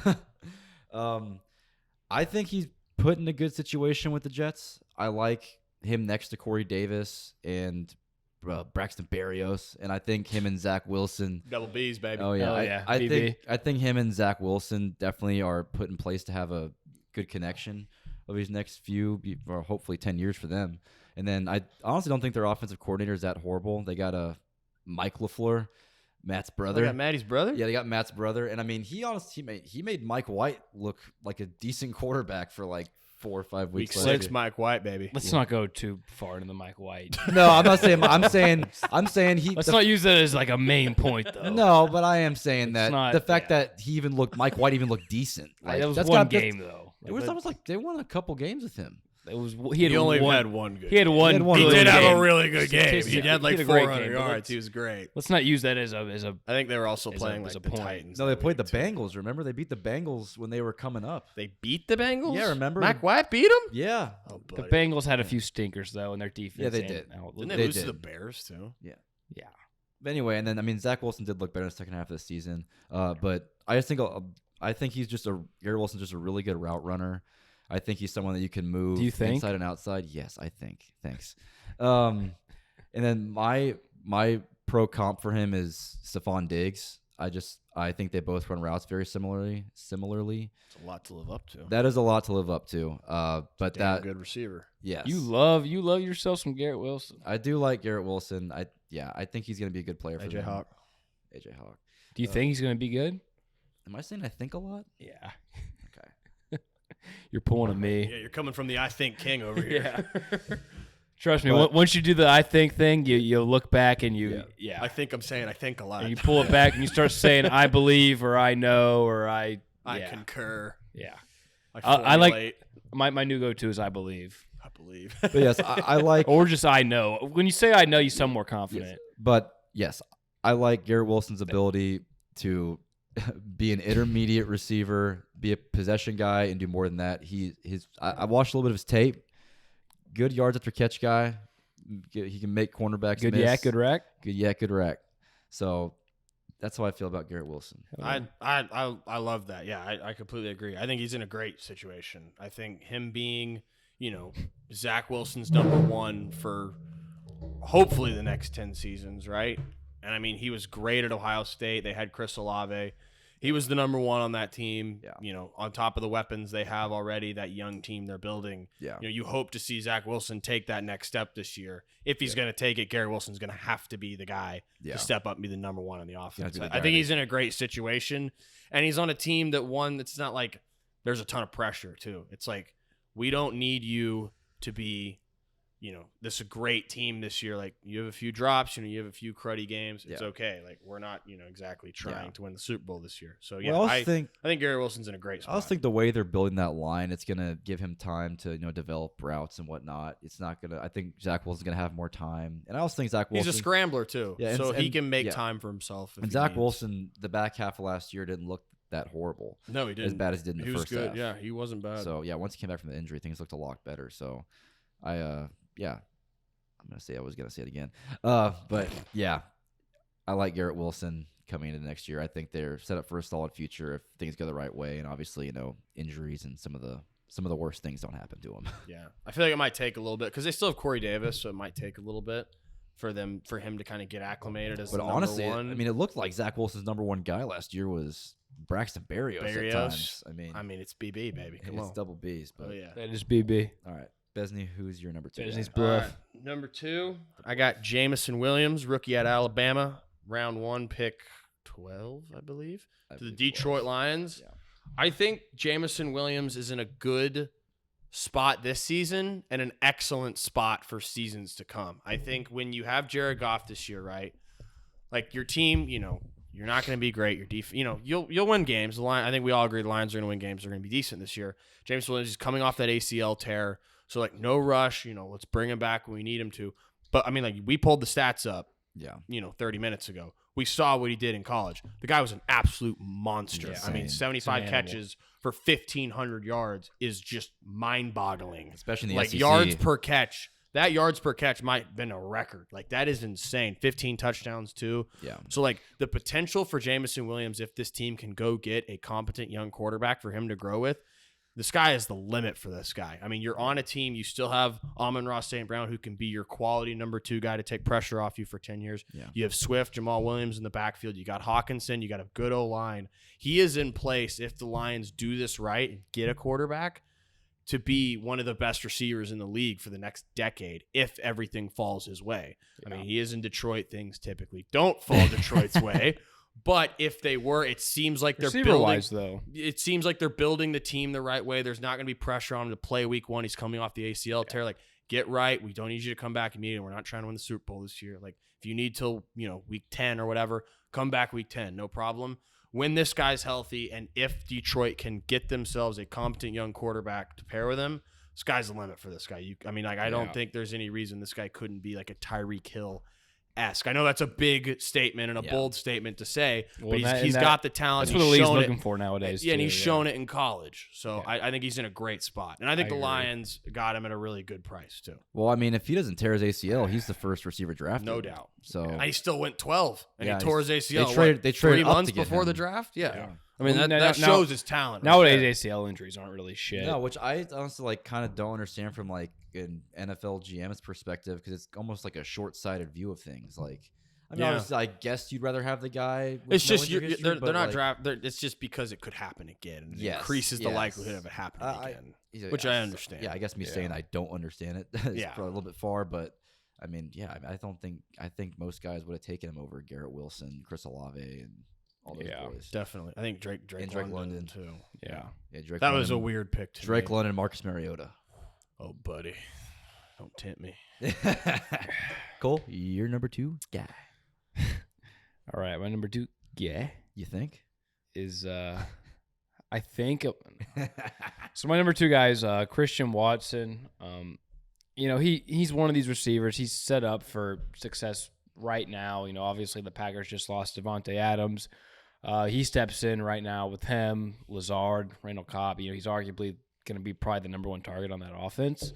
And like we mentioned earlier too, the Packers, draft history of taking receivers in the second round is a pretty rich class. I mean, it contains Jordy Nelson, Randall Cobb, Greg Jennings, Devontae Adams. Pretty good list, if you ask me. Yeah, and we see the Packers too. They're very hesitant in drafting skill positions early rounds.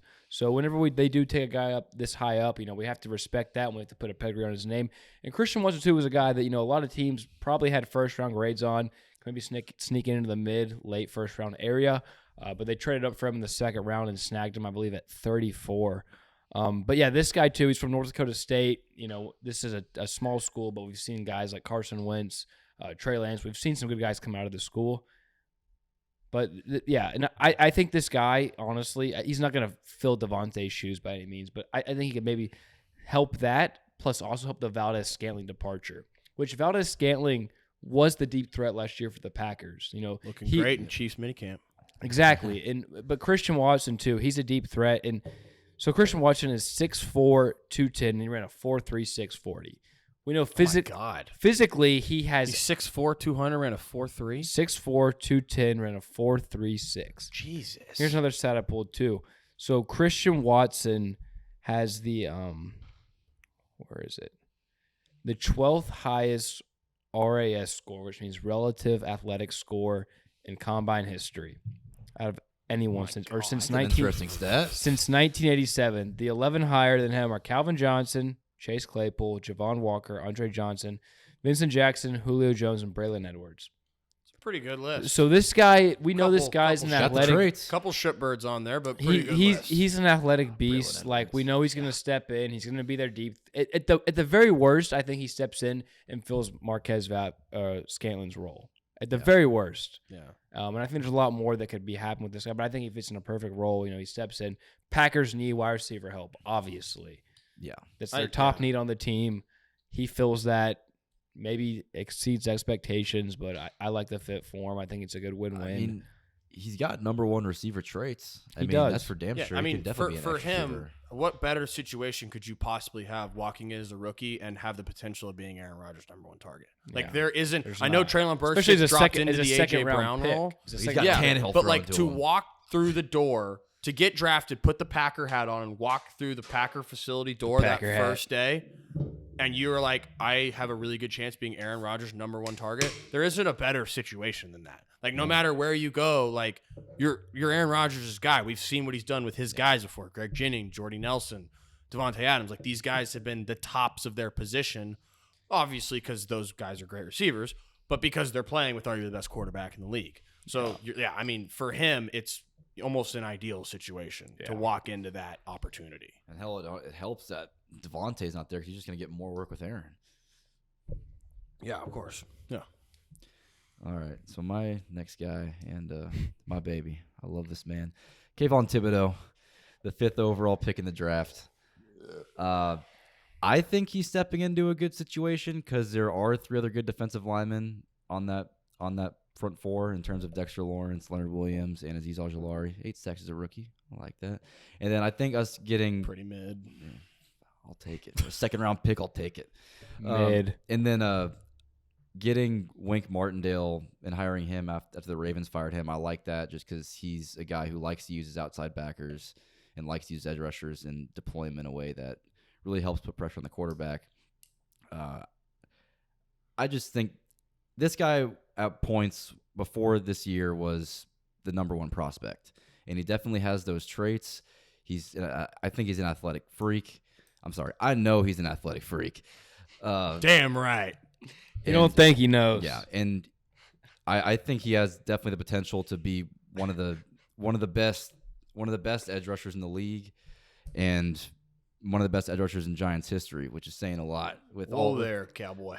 With Lawrence Taylor and Michael Strahan, Justin O.C. Umanura, Justin. You think he could be the best edge rusher? I think he could be one of the best. History. I said one of the best.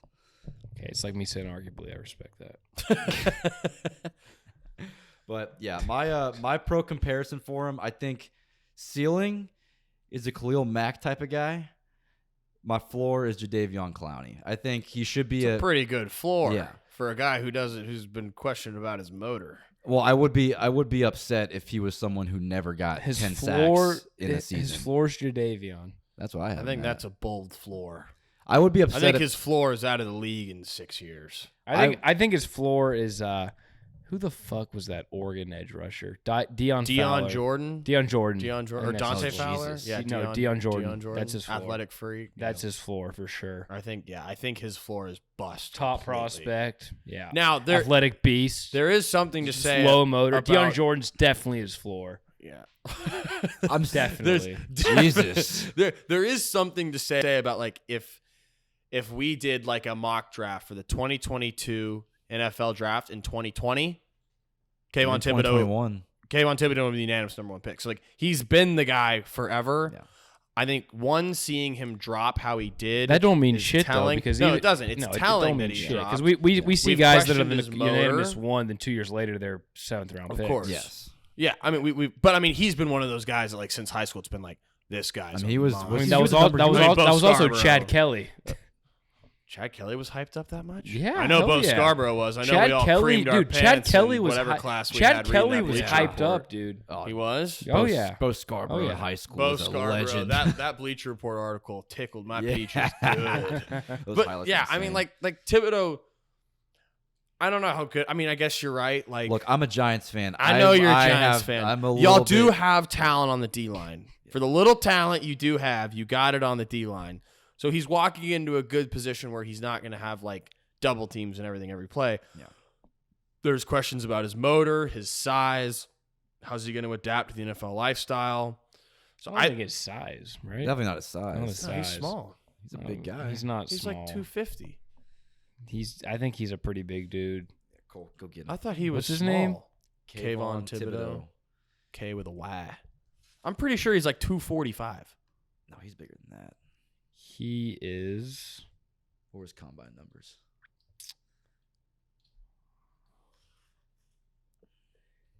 It says while Thibodeaux is by no means undersized, he does lack ideal measurables at 6'4", 33-inch arms. Okay. Ah, Give me a weight. suck it. He weighs Give me a weight. 298. 298? No way. Shut the fuck He weighs up. 258. Yeah, shut the fuck. Okay, I mean 258. He's 6'4", 258 is not bad. 260. Okay, Like 250, that's yeah, fine. That's fine. That's yeah. fine. But I mean, there has been questions like his measurables, like they I said. think it's more of there's his been motor, his motor, demeanor. his like, does will he to actually play, want to play? take plays I've off. totally I think wiped those questions aside. He's gonna be a beast. Physicality. There's been no question about this guy from the start. It's been like this. mental physicality. It's been yes. Is the brights gonna get too light for Kevon Thibodeaux? Is he gonna The bright's gonna budge? get too light. Are the lights gonna get too bright for Thibodeaux? Is he gonna fucking bulge into the New York lifestyle, party his ass off, pop some Molly, go to the strip club, spend money? Does he actually Sounds love like a Miami lifestyle. Could be New York. But the question that we've all seen is: does he love football or does he love money? Which we do see these guys once There's in a a lot while. of guys like that. There are, but most Bradley of them, Beal. most of them though, like do realize, like commit their craft enough. Some of them do become busts. Shout out Jamarcus Russell, but I mean, I don't know. My thing is, This guy, I think, should be okay. I don't know. I don't know the guy. I don't know. My thing is, I think Talking out of our ass here. Yeah. because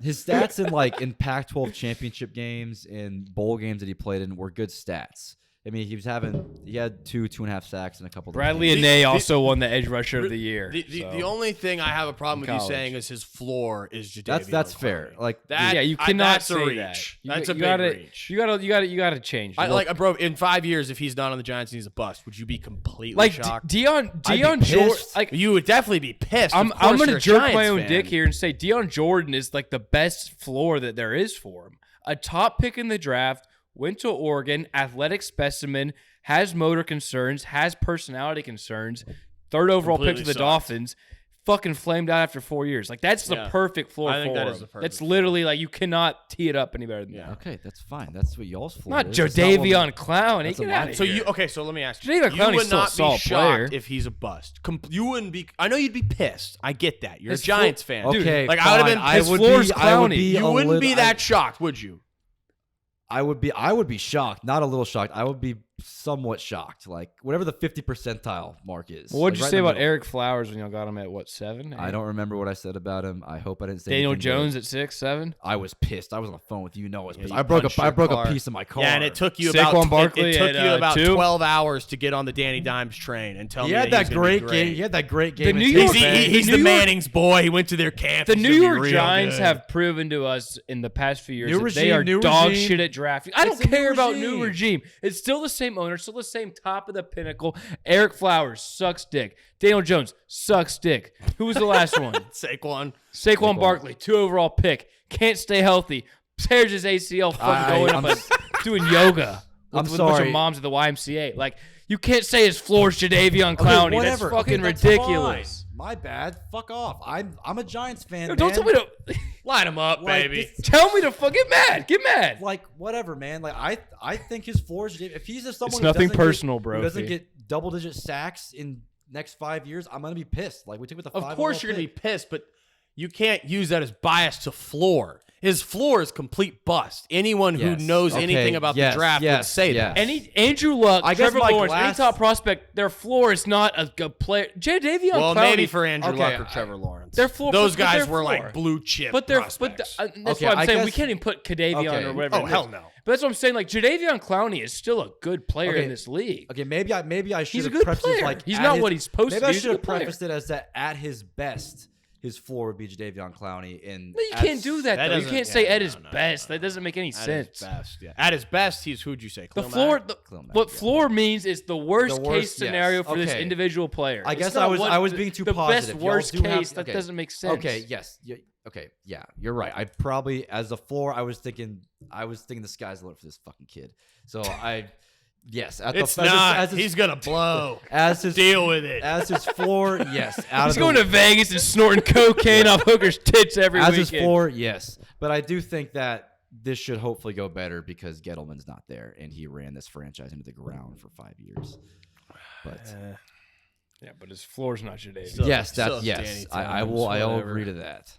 I'm proud of myself for coming with that Deion Jordan. That was comp. good. Let's That's get off. That is a Let's good- get off good- this yeah. crap sack D yeah, end. yeah. Don't we take a break anyways? Do you want Yeah. to finish this? Do you want segment? to finish this real quick? We can finish. Uh, real quick. Burger We all said- have one Burger left. said- Burger said we had 34 minutes 11 minutes ago. Okay, Oh, yeah, okay, we can let's, finish this. let's knock this out. I don't really like this section anyways. All right, the last rookie I highlighted is Derek. How do you say his last? Singletary. Singletary. Yeah. Singletary. Yeah. No, it's Stingley. It's Derek Stingley. It's Oh, Stingley. I don't Derek know. Stingley. Derek Stingley Jr. Third pick Fucking starving. to the Houston Texans. I Me think too. DoorDash. Derek Stingley might have ended up Shit. in one of the worst I really didn't eat. spots I haven't ate much today. I didn't eat dinner. he could have ended up in. One, he wasn't the number one quarterback on the board. That was Corner. Sauce. Sauce man. Corner. Yeah. That was Sauce. So one, that Was. gives him added pressure. Two, he's on probably the worst team in the league. So he's going to have no help defensively. Three, his offense is terrible. So they're going to be just getting steamrolled. Wait, I think this was best like scenarios. Not my last one. I'm doing. He's in a bad situation. Oh, okay. Yeah. They got Yeah. Zach Cunningham on that defense. I don't give two fucking shits about. I don't even know who that is. I don't even care. But like what he's going to receive, they're going to ask him this entire season. Derek's, our team sucks. The only way we have a shot Our It- team sucks. is if you can take these guys on an island and you can lock down the best receiver or one side of the field, or if you're on the left or right, you can take out that receiver every single play. That's what they're going to ask him to do because the defense is terrible. They have to do that, and it's going to put him in a really bad situation. Let's also remember this guy didn't play last season. He hasn't played football. He'll almost be 2 years removed from Since football. that championship season. Since the championship season he with was Joe a Burrow. beast, but- He was a monster.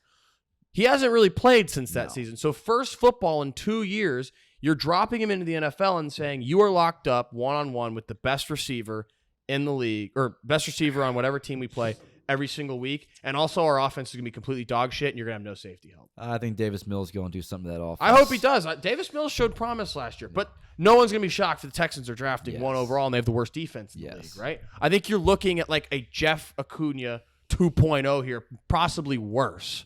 Come on now. like the defense is going to suck. They're going to ask him to do so much that he's not ready for, especially not even playing last year in college. And it's going to I think it's going to really hurt his career, and I think it's going to hurt his mental. And I think he's going to be a complete bust. I think he'll be out of the league in 7 years.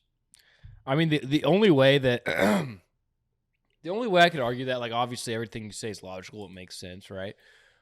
Is it? But the fact that, like, you know, obviously this first year he's going to be having to cover, you know, number ones on every team. He's their only talented guy in the secondary. All the Texans probably have one of the least complete rosters in the league. Probably the least. But the only way I can look at it from the positive perspective is that this season could be a silver lining that he gets his ass busted game in and game out. Sure. Absolutely. That he takes this season, he learns from it, and over the next year or two, the Texans build and accumulate more talent around him. Yes. And then he uses all of it as a learning lesson this year and doesn't let it, as long as he doesn't let it get to his head, he can be a fine player in this league. But we've seen that happen many times, and that's why I'm saying, like I totally understand your point behind that. I'm just, you're right. It's how he responds. I'm giving the angel on his shoulder. Where you're saying the devil. Well, I mean, I mean, how many corners are good with a shit pass rush?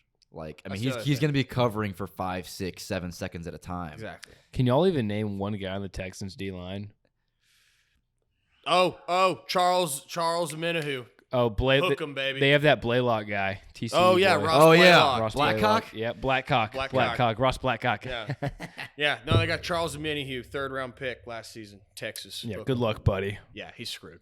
Let's move it on. All right. Well, so my guy, my third guy on this list, I'll make this one quick. I think that this, from opposite from you, I think this guy's in a position to succeed. Is Jordan Davis. And obviously, we all know Jordan Davis is one of the most athletic D-tackle prospects we've seen in years. I mean, he ran a faster 40 than some fucking tight ends. This guy is quick. He's agile. He's strong. He's a bully. He can do everything. He's made in a fucking lab. Gigantic. Big man. But I think he's going to eat on matchups specifically because on the D-line too, especially inside, they have Fletcher Cox and Javon Hargrave. Fletcher Cox, we all know good old Fletcher Cox. He's a Coxman. He's a Coxman, just like Vince Vaughn said. But Fletcher Cox is one of the best D linemen in the league. He has been year in, year out. He's a fucking monster. He's going to come back. He's pissed that Philly got waxed by the Bucks. Javon Hargrave is also young and upcoming. Come on now. There you go. So Jordan Davis is going to get the most favorable matchup, time in and time out. Then on the edge, you add that with Hassan Reddick, who had, like we mentioned last pod, had 12, 13 sacks. I mean, Jordan, and then their front seven, they got fucking Brandon Graham. They got Nakobe Dean, who they just drafted. Hargrave. Yeah, I already mentioned Hargrave, but yeah. I think Jordan Davis is in a very favorable spot to where he could have gone. I think he'll do very good with Philly. There's concerns about him. Is he a 3-down D lineman? Can he rush the passer? We'll see what happens with that. But I think situationally, at least for his rookie year, he's going to make some big splash plays, especially probably against the Cowboys. He couldn't have gotten into a better position. He's going to whoop Beatis' ass. Yeah, he's going to whoop Beatis. He's probably going to stuff Zeke. I mean, he couldn't have been put in a better position to play next to fucking Fletcher Cox. Yeah. I mean, that was the player I wanted to do. Like, he was the one guy. Especially, I mean, Fletcher Cox also going to show him the ropes, too. I mean, no doubt. As a I think Fletcher Cox is one of the more underrated defensive players. He always has been. Yeah, I think him and like he's Danielle been a Hunter, staple forever. He's been great forever. I feel like him and like Danielle Hunter are like kind of the same. Just we mentioned Danielle earlier. Yeah, defensive players. Okay, so my last rookie that I think's gonna be put into, or that has been put into a good position, Chris Olave with the Saints. I like double Ohio State receiver. Yeah, I know. I realized that when I started looking up Olave, and I was like, I had double Buckeye guys. But I like him next to Michael Thomas and Jarvis Landry because I feel like those guys are more intermediate possession receivers, and Olave's a burner. Like, I watched him his tape. Great deep route guy. Yes, he is. He seems, I mean, you watch some of his stuff, and he, for some reason, has an ability to, when he's running across the field, he almost paces himself and for the entirety of the route. And then once he gets the ball in his hands, he's fast as shit. I don't know why he dropped. I don't know. I mean, I think that's why the Saints traded up and jumped on him. And he didn't drop too far. No, but I just remember, like, before this college football season, he was like arguably the number one prospect. I know he didn't drop much. He was the third receiver. He got hurt. He got hurt too. Yeah. He did get hurt towards ACL last year. Yeah, he did. He did. Yeah. Look it up. Oh, that's probably why Jackson Njigba Smith had that massive game. Oh, yeah. God, that guy's a monster. Yeah, Olave was out. Yeah. Olave was going to go to the draft the year before. Yeah. He probably should have, but Yeah. whatever. He still went, 11th? He still got 10, drafted 11, high, but yeah. it doesn't matter. But yeah, and then I think my pro comp for him is Will Fuller, which I think Will Fuller with the Texans. I mean, A healthy? a healthy Will Yeah. Fuller he was awesome. So yeah, I like Olave. And with Winston, I think Winston's gonna air that fucking bitch out. And They need a Olave's gonna deep be threat. So in a big way. Yeah, good fit. Air Marquez that bitch. Callaway and Traquan Smith ain't They exactly ain't gonna do it now, they ain't sweetie. scaring anybody. No. And we're back. We are going to do our first ever Around the Bases with Brophy. We're gonna bring baseball into this podcast. Let's go. baseball household. Baseball household. So I'm going to talk about the 7 teams that I think as of right now in the All-Star break will be in the thick of things come October. And I also got a couple honorable mentions. So my honorable mentions here, I got the Phillies, the Brewers, the Twins, and the Rays. The Rays are they could very well be in my top 7 here come October, but just the way they play, they're always, for some reason, might find a way to get into the thick of things. But not right now. And then the Brewers, they're leading their division right now. I feel like they always play good in the regular season, and I don't trust their offense come playoff time. And Phillies, if Bryce Harper is out for the rest of the season, I don't think they have a shot. And the Twins, not a believer. What does that mean? Just not a believer. Not a believer. I don't think they're going to be there. But at number 7, I got short-sighted. Fuck off. At number 7, I got the Boston Red Sox, who I hate very much. I don't know if I would have had them in here but this past series against the Yankees that they split with them, as a Yankees fan, it scared the shit out of me, and I was not a big fan. And they had a really hot July. They had a really hot June. They've been okay in July, but they've had Chris Sale out this entire year. Nathan Eovaldi's been hurt. Michael Wacha's been hurt. They got a lot of bodies coming back, especially on the pitching staff, and they've still been able to stay afloat without those guys. And Bogarts, Devers, and JD Martinez have all been just insane. It might be the best trio of any lineup in baseball. They're all hitting like 300 plus with 20 plus home runs. It's pretty impressive. So I expect them to. Honestly, I expect them to get into the wild card, and I think whatever team plays them in the first round of the ALDS, it's not going to be an easy matchup. Number 6, I got the San Diego Padres, Slam Diego. They are 10 games over 500, and Fernando Tatis has not played 1 inning for them this year. And their offense that they've had, Why? He broke his I think he broke his arm doing something. Something weird. Something weird, yeah. Is he coming back? Yeah, he's coming back. Okay. He did it in like spring training. I know who that guy is. Hell yeah. But Jorge Alfaro at catcher he's been awesome for them, hitting like 275, which is incredible for a catcher. And veterans like Eric Hosmer, Manny Machado have been awesome offensively. And Musgrove and Darvish have pitched like aces so far. And they still got guys like Blake Snell and Sean Manaea who right now aren't pitching like they can, but if they do get to that point where they're pitching like we've seen them pitch before, that's definitely a very tough top 4 rotation to go up against. And especially they also happen to be playing the same division as the Dodgers, which isn't great for them.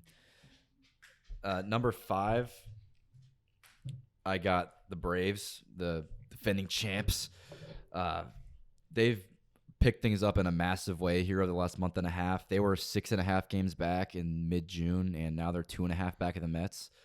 They did just lose a tough series 2-1 to the Mets, but they have this kid Spencer Strider who they called up here a couple months ago, and he's been awesome. He has in 70 innings, he has 110 strikeouts and a 2.6 ERA, and he's been an absolute stud for them, especially with Yanoa out. That's been massive. And they are getting Soraka back, who is one of their top prospects, or was one of their top prospects. And when he was in the MLB, he was a really good pitcher.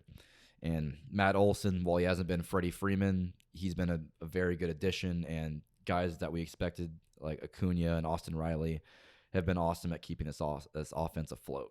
So I definitely like them here a little bit. When it comes down to the thick of things, I think they'll definitely be one of the teams in there. And ahead of them, I have their division leader in the NL East, the New York Mets.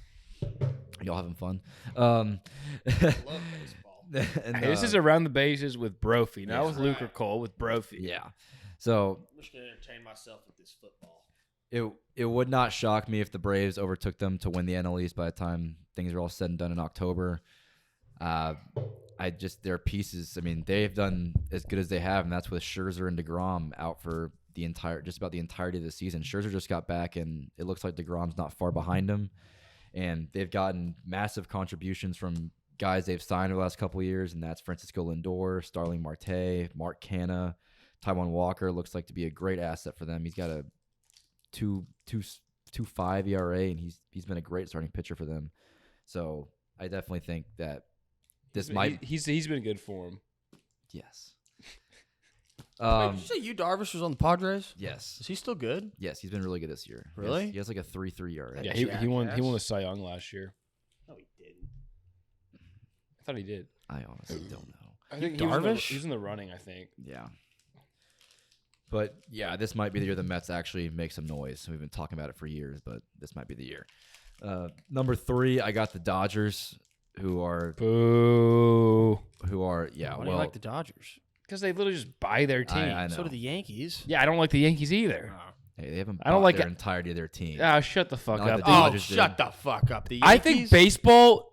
I'm a baseball fan, but I think baseball is I'm the not. most rigged sport in the world. Like, if you were a team, Yes, if there's no you cap are a base. fan of Pittsburgh and you're the Pittsburgh Pirates and your team spends $65 million a season on the team versus the LA Dodgers or the New York Yankees that spend $300 million a team, it's like, bro, like if you're a fan of baseball and like that's where you're from, that's your blood is baseball. You're a baseball guy, like. Yeah. Like, fuck that. I would hate it. Like, Well, that's also the Pirates' ownership is pretty shitty. I'm saying it comes and down to that's what I'm saying. It comes and down to they ownership. they choose not to spend money. Well, Like, I they know. could. I'm saying because of ownership. They Yeah. could. I thought it's what the team brings in. No, I mean it is. I mean anyone. I mean theoretically anyone can go into the luxury tax. No, literally, It's just Oh, like so the it's just cheap owners. yes, a lot if of it is. Elon Musk wanted to, he could buy a Major League Baseball team and literally create a mecha god team. Literally, I mean that's the thing with the Dodgers. Ever since awesome. You can spin whatever you want. There's no cap in I mean, baseball. that's- There's no cap in baseball. I mean ever since honestly the Dodgers they pay Mookie Betts, they pay Freddie Freeman, and honestly besides that they don't have any like crazy contracts that you think they'd have. Like their team is Do you want me to pull up the Dodgers payroll? go for What it. about It's Kershaw? still high, but like it's not like I think it's the second highest. oh in it's the definitely the league. second What's highest in Kershaw baseball. getting paid? He's not getting paid anything crazy. But they have I mean, a lot. probably They have a what, lot of. 30 a year. They 40 have a a lot year? of guys though that are making like between 15 to 20. I think it's less than you think. But What's Kershaw? Kershaw's got to be getting at least 30. Kershaw's making 49 million this year. Yeah. Okay. I was wrong. No, I'm kidding. He's not. Oh. Freeman's making 27 million. Mookie's making 22.5. Trey Turner's making 21. Turner's making 20. Bellinger's making 17. Kershaw's making Bad 17. contract. Price is making 16. Craig Kimbrell's Those are making cheap. 16. Muncie's Yeah. making 13. Tyler Anderson's making 13. Arias 8. And then See, like you still think they'd have a bunch of guys who are like 25. Chris 30 million, Taylor like- 15. Now the thing is, like I mean, with Andrew Heaney 9. yeah, it's like whatever. Blake Trennan 8. Walker Buehler 7.5. Daniel Hudson 6. So like it's Tommy Conley 4. Danny Duffy 3. okay. But anyway, back to Alex the Dodgers here. Vicious. Okay, Jesus. So back to the Dodgers. I was waiting for you to stop me. Yeah. I think they're the third best team in baseball, right behind the Yankees and the Astros. And the Dodgers have Astros are still, good. All right, The I'm, Astros are really pulling good. up. I'm pulling up the jeez. Yankees payroll. but We're gonna have to get Big E on. Fuck the Yankees. The Yankees can go suck 19 black dicks. But I mean, the Dodgers have done. That's a good soundbite right there. The Dodgers have the third theirs best is record in way baseball, worse. and they are without some of their best players in Chris Taylor, Walker Buehler, Blake Trinan, Tommy Kahnle, Dustin May, all guys they expect to get back. So whenever they get those guys back, it's going to be even more scary. So, no, the Dodgers are definitely going to be here to stay, as we all would assume, and will most definitely be in the NLCS trying to get to that World Series. And number 2, I got the Astros, which is ridiculous. They somehow are still good even after losing Correa. And Verlander's back and pitching like a fucking ace again. But they got these two new guys in Christian Javier and Framber Valdez, who they've been okay pitchers throughout their careers, but this year they've turned it up a notch in a massive way. I think Light that puppy up. But no, yeah, the Astros, especially with Yordan Alvarez coming in, and he is an MVP candidate this far. He's on pace for 50 home runs. Yordan is? Yeah, he's been a stud. My uncle loves him. He's a huge Astros fan. He has been piping that really bandwagon forever. Yeah, and then the guy they got to replace Carlos Correa, Jeremy Pena, he's a Rookie of the Year candidate. He's hitting like 270, and he's playing Gold Glove defense. So, and they're only 4 games back of the Yankees for the best record in baseball. What? So, yeah, they're that good? Yes, they are really good. Oh my God. I think the Yankees are 2-3 against them this year. They're like the only team that truly has our number besides the fucking Red You know what Sox. you didn't mention though? What's that? Look behind you for me. Okay, we'll talk about that after the Yankees. The dark horse team of the MLB. No, don't ignore it. Look behind you. Yeah, I know. They're the Rangers. The Dark Horse Ball Club. That's right. Plus 10,000 folks. Go put your mortgage on it. But go put your mortgage. But yeah, number 1 team in baseball, and I think they're kind of everyone's World Series favorite thus far, and that's my New York Yankees. They have been playing great as of the last week. That the back half of that series against the Red Sox was not pretty. Some would say they're due for that, but still don't like seeing what I saw there.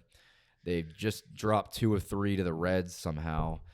So things have not been good this last week. I think everyone's, especially as a Yankees fans, kind of just ready for this All-Star break and, let the guys, chill out for a couple days.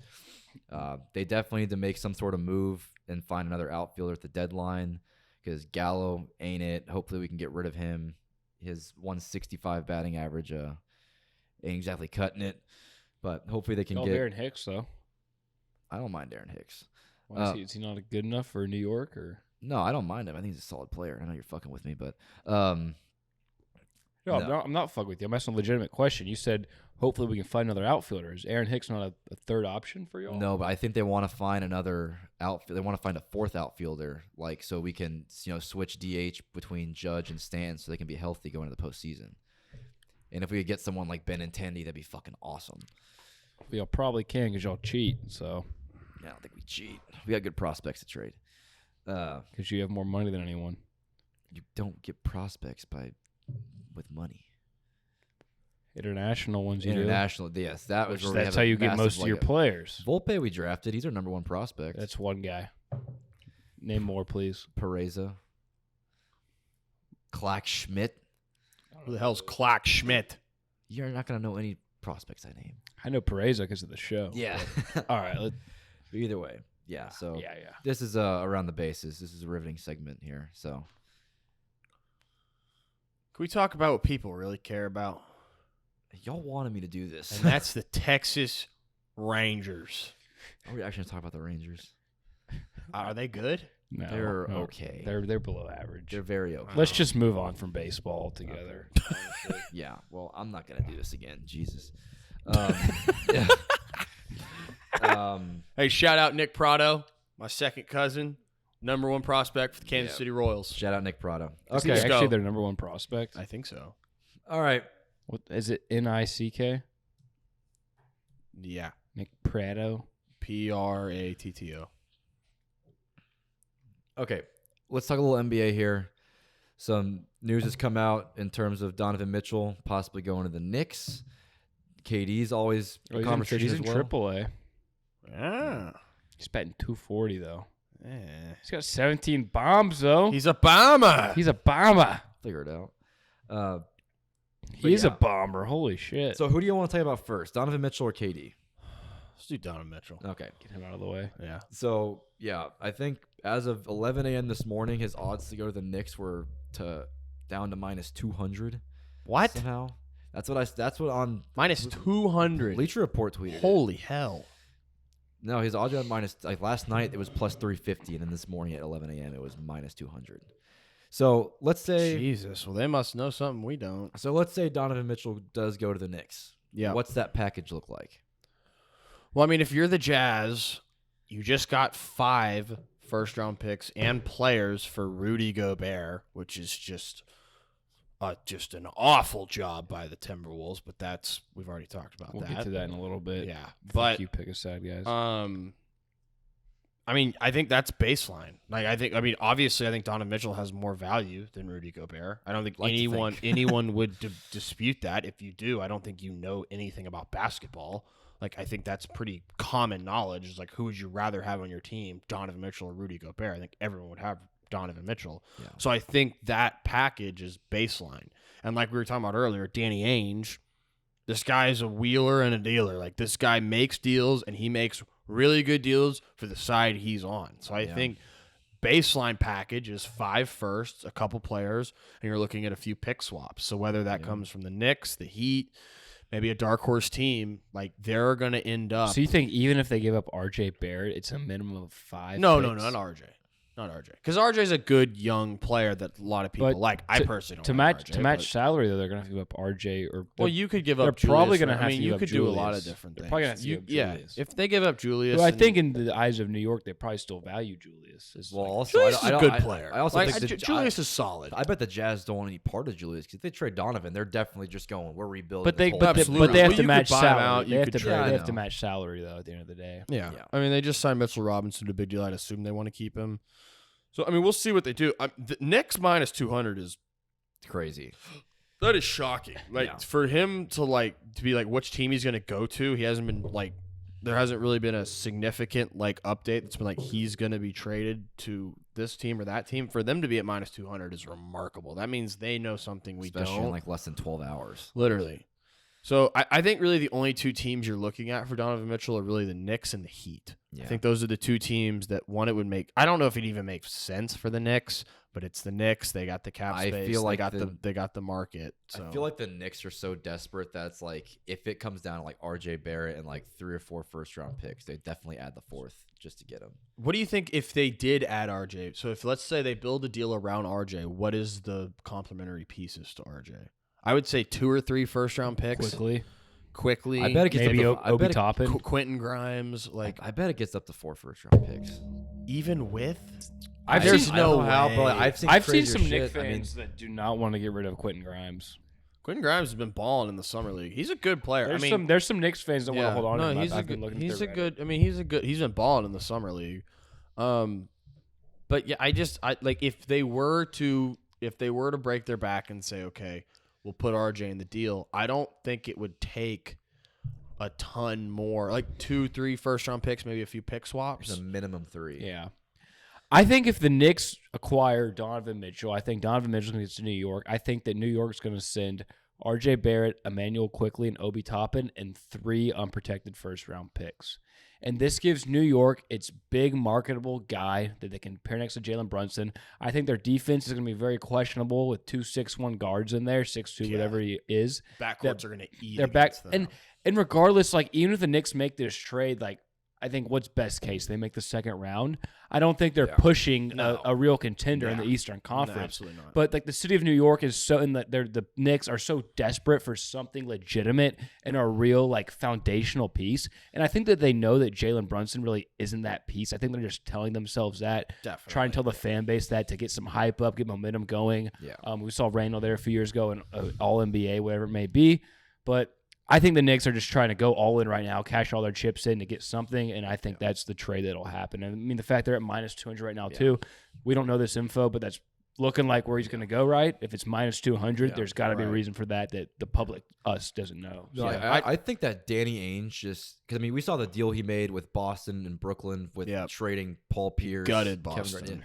Or gutted Brooklyn. I feel like he's someone who he has his price, and – he's not making any exceptions for it. So I don't know what that price is, but... Well, and you saw him with the Celtics, too. He never decided to give up Brown or Tatum. It was when Anthony Davis was on the market, when all these other guys were on the market, like James Harden. I think I'm not giving these guys up. So you have to meet his price to take his players. Yeah. I think a thing, too, I feel like we can kind of compare this to, Dejounte Murray. The Spurs said, hey, Dejounte, we're tanking. We love you. You're a great player, but, we want you to go win, and we know you want to go win. I feel like that's probably the same kind of, dilemma that's going on inside the Jazz organization right now is Donovan, we traded Rudy.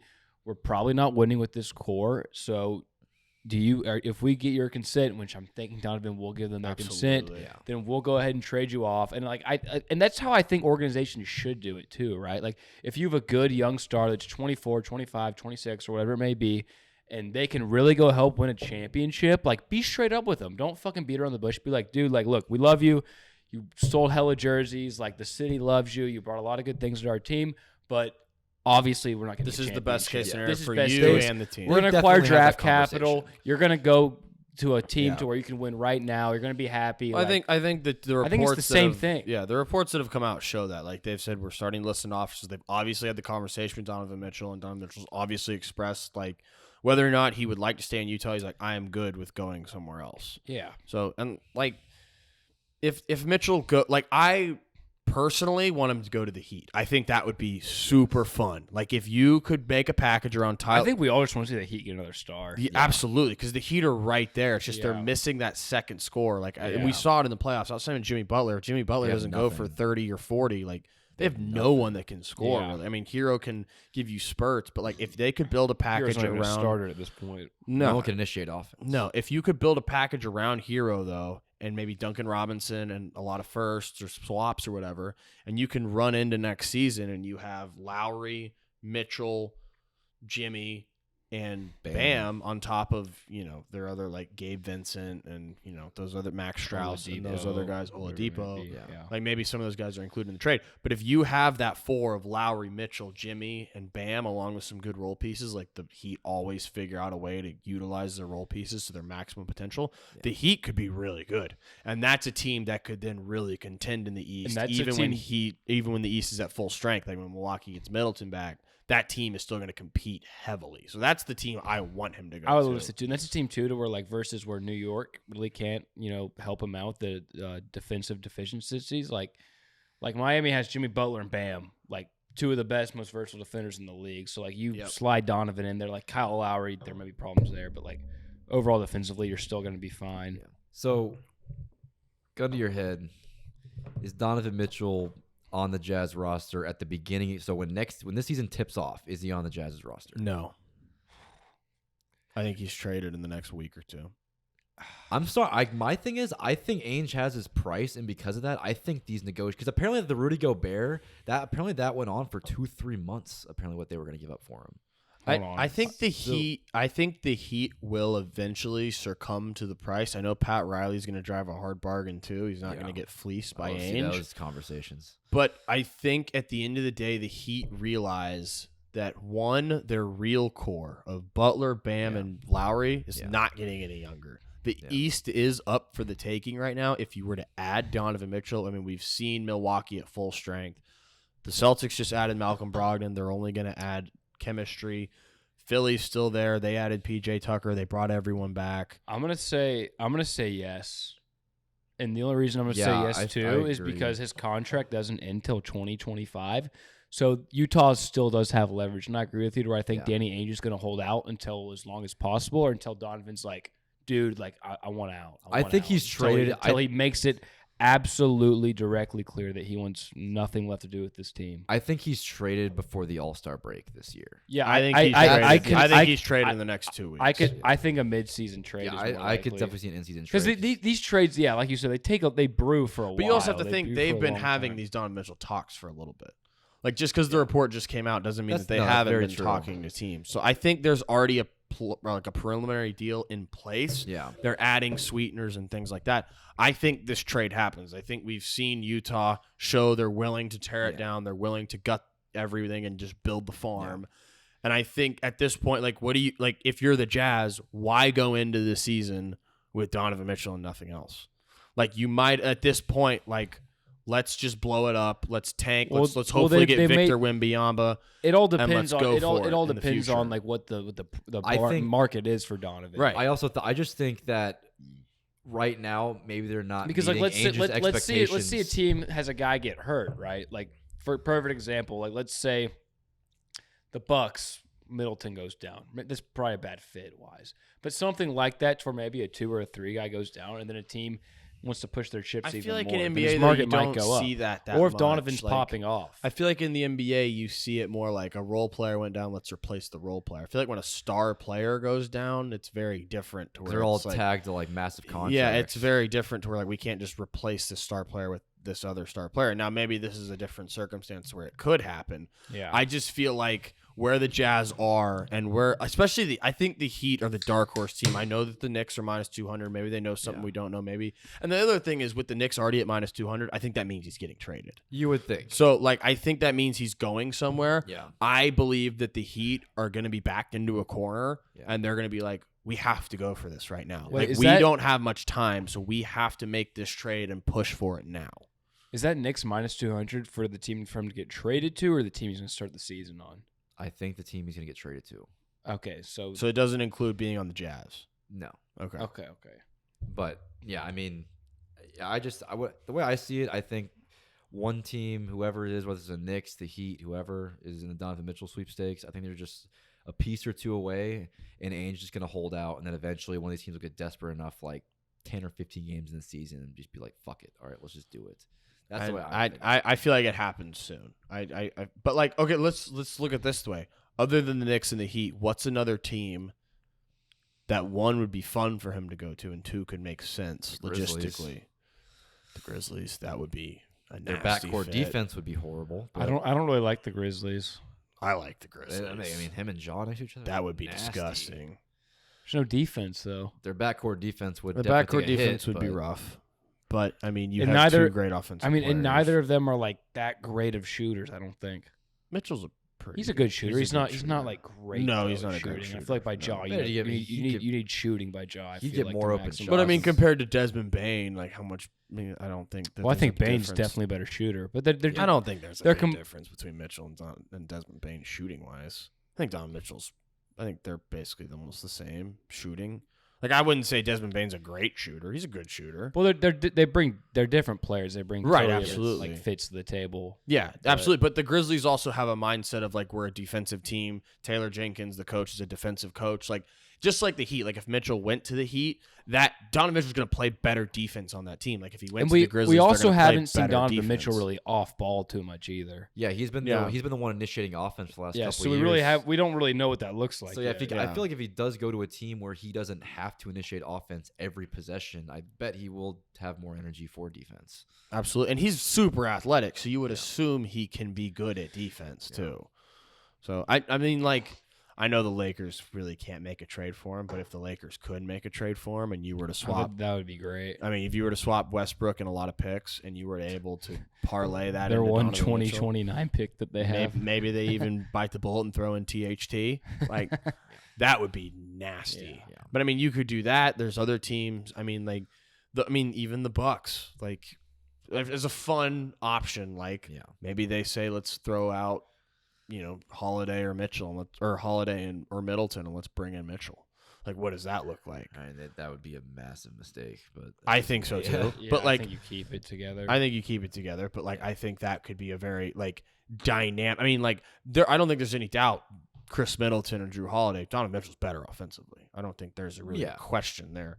Defensively, obviously, you're going to lack some, but you still have Giannis, you have Budenholzer, you have the defensive presence there. I don't think that'd be that bad of a match. What about the Sixers? I just don't know who the Sixers would trade. Yeah, I guess they don't have any. They're not going to want. I mean, Harden you back. could do the Raptors. The Raptors could be a team. Yeah. I mean, the Raptors seem like they're deeply invested in the KD sweepstakes. So I like see. the Raptor. I like the Raptors fit a lot. I like the Raptors fit too. I think they're all in on KD though. I think they're one of the few I don't teams. like the Bucks fit. I like the Bucks fit. I think the Bucks fit would be good as long as they. I could just think if keep you give up, either I think if Drew you give up or Middleton if you give up either one of those guys, you're getting up a lot of defense. I'd rather give up Drew than Chris. Yeah, I would too. The only thing that's weird about that trade is I don't know if the Jazz would want Middleton or Holiday just because it doesn't fit the timeline. I don't think at that. all. I don't. You would trade for them to then trade them again. You know what I mean? Like it doesn't fit the timeline. But I think that could be I mean, like you have Mitchell and Giannis. That's fucking nasty. Like that 1-2 offensive combination would be disgusting. And like, I mean, if the Hawks hadn't have traded for Dejounte Murray, that would have been a great option for Mitchell too. I think, Trae Young and Donovan Mitchell in the same backcourt obviously defensive liabilities, but offensively, I mean, you're shooting for the roof. I mean, that would be insane. Trae Young is like the worst defensive player in basketball. Yeah, probably. Pairing him next to Donovan Mitchell would not be great. Okay, but I think there's stuff left on the bone for Donovan Mitchell defensively. Like I get he's not been great defensively for a couple years, but like he's still super athletic. I think that if you were able to like allow Donovan Mitchell to like have a little bit less offensive task and say we need you to play defense, he would be great. Yeah, I think he would too. And there's the punch the air dog. All right. Blue, shut the fuck up. Even your pink butthole. All right. Let's move to KD. So we know the Heat and Suns are on his wish list of like 5 teams they said. So who knows who those other 3 are? But what does a trade package for KD even look like, especially after the Rudy Gobert trade? I don't even know where to begin with this. I mean, we saw Rudy go for 5 first-round picks, right? And like 3 and a few quality players. So bad. It did in a big way. It was like the Christian Kirk signing. I think KD's going to stay with them because I think I saw something apparently. I saw this off the herd that they contacted Minnesota and wanted Anthony Edwards, Karl Anthony Towns, and like 3 first-round picks for KD.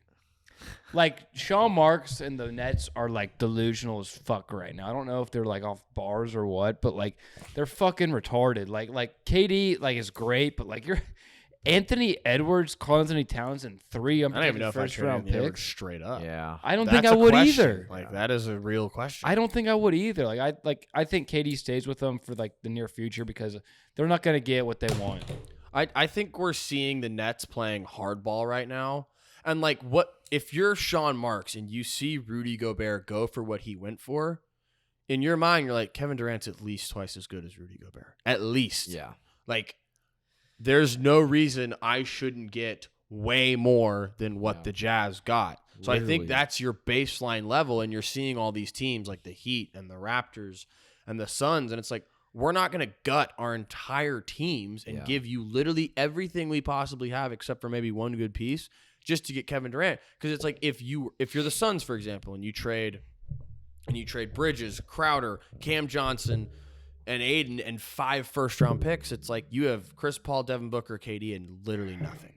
You have absolutely nothing. If you're the Raptors, you have to include Scotty Barnes, maybe Pascal, 5 first-round picks, maybe Fred VanVleet. It's like, what are you left with? I'm left with KD and Siakam and maybe Anunoby. Like, you're not winning the East. And it's like, same thing with the Heat. It's like they're asking for Bam, Lowry, Hero, and 4 first-round picks. It's like, what am I left with? I'm left with Jimmy, KD, Max Strauss, and like Yurt 7. Like, it's like if you're the other teams, it's like, I'm not doing that. I'm not going to gut my entire franchise for a 34-year-old superstar. I get it. It's Kevin Durant. And he's awesome.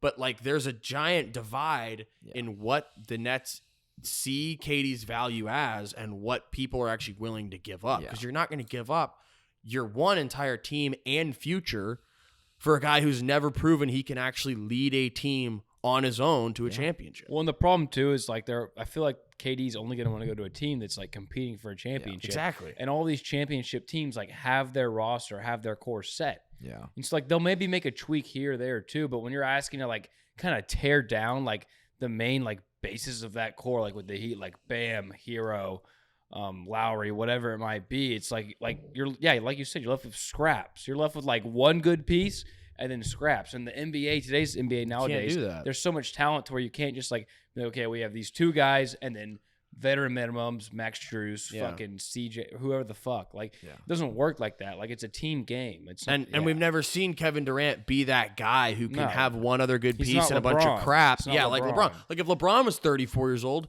people would be willing to give that up because it's like LeBron is so good. We've seen him do it. He can take these crap stains to the finals. Out, yes. Yeah. There's only 2 teams that I actually think it makes sense for them to make the package for Kevin Durant. It's Golden State, because I don't think anyone is going to deny they probably have one of the best like super young cores in the league. Like, you could form a trade: Wiseman, Moody, Kuminga, Poole, 2 first-round picks. That'd be enough to restart. Or maybe you keep Poole and you keep Kuminga or whatever. And You keep Moody and add 5 picks. That trade makes sense. I think you still keep some But if you're Golden State, do you really want to do that? No, I don't think I don't think you want to do. I wouldn't want to do that. Like when we've seen that team. We have seen that team, but these guys are older now, and it's like when you look, there goes bye Golden State's depth, bye Golden State's future. It's like Jordan Poole could very well be an all-star. He's already on that way. Kuminga, I don't think anyone would be shocked if he's an all-star. Kuminga's got a lot of potential. James Wiseman, we've seen him in the G League, right? Or not the G League, the Summer League, been popping off. Like this guy was the second pick a few years ago. And then a few first-round picks, which that's what they're gonna want. Like, if I'm Golden State, I think I hold on to all my chips, man, and I ride it out with what we got right now, and I let this future nucleus play. If you're Golden play. State and you can, because then imagine Kevin too, Durant if you're Golden again. State and you get KD and you trade off the farm, imagine what happens if you don't win with KD in these next 2 to 3 years. Of I course, think they it's want a to keep gamble. this thing together, but the gamble. Then your future's fucked. But I understand, but what is? Well, the other thing too is with Golden State, they have all these young pieces. They got to pay these guys soon. These prices are coming up. Steph Curry, Klay Thompson, and Draymond Green's contracts aren't going anywhere. So you're gonna have to make tough choices here pretty soon. It's not like you're gonna be able to keep all these guys forever. There's an upside to Golden State getting Kevin Durant at this point. Luxury the upside. tax. I don't care about You that. can't pay that much in the luxury tax. You're going to have to pay it. You're probably going to be paying Poole a max. You're probably going to be paying Kuminga by that time close to a max. Maybe He was a rookie last year. He's got Kuminga? Yeah. Yeah, but in 2 seasons. Well, who knows how much playing time he's still that gonna depends have. on the team option or player options.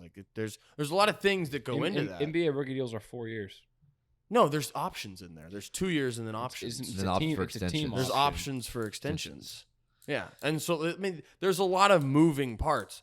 The upside to getting Kevin Durant is you can build the greatest dynasty ever. You're playing. If you get Kevin Durant and you have Steph Curry, Klay Thompson, Kevin Durant, Draymond Green, and people will flock to that team to win championships no matter what, you have the potential to win the next at least 2 championships. You probably will win the next 2 championships. At that point, you've won what? 6? 6. I don't think you could say you probably will win the next 2 championships. I think I would. If Kevin Durant is playing with Steph Curry, Klay Thompson, and Draymond Green, we've seen it happen. Yeah, but every year we also see weird shit happen. We see injuries happen. We didn't see it other happen trades when happen. Kevin Durant and Steph Curry teamed up But you can't say they will probably win the next 2 championships. I would say that. Yes, you can. No, you can't. that. No, you can't. Yes, you can. No, you can't because we don't know what's going to happen. We didn't know it was going to happen when he went there the first time and they destroyed everyone. Kevin Durant could easily tear his ACL again. We do not know that he's could going to be healthy. So could anybody. Well, yeah, but then that's what I'm saying. You can't say they're probably going to win the next 2 championships. No, as long as someone doesn't suffer a catastrophic injury, they're probably going to win. What's the percentile of probably? 90%? Oh, that's just stupid. 90%? Probably is close. Probably 70%? Probably, More than 50. I think More than probably 50. is pretty close to definite. No, it's not. Yes, it is. No, it's not. From a term basis, No, if you it's say not. this Definitely is probably and probably going to happen, are different. If you think Definitely is saying it's going to I'm happen. saying it's Probably is it's most definitely likely is going to happen. 100. What's the definition of most likely? Most likely is 80 over 50%. Most likely is like 80%. Okay, we're arguing about Most the likely is definition not of hovering probably. What I'm saying Yeah, is there's I an am. over a I'm hitting your 50% terminology. chance they win probably There's more 2 chance of the than next. not. Yes, they are the complete odds-on favorite, they barring are odds-on catastrophic injury, to win the championship for at least the next 2 seasons. At least.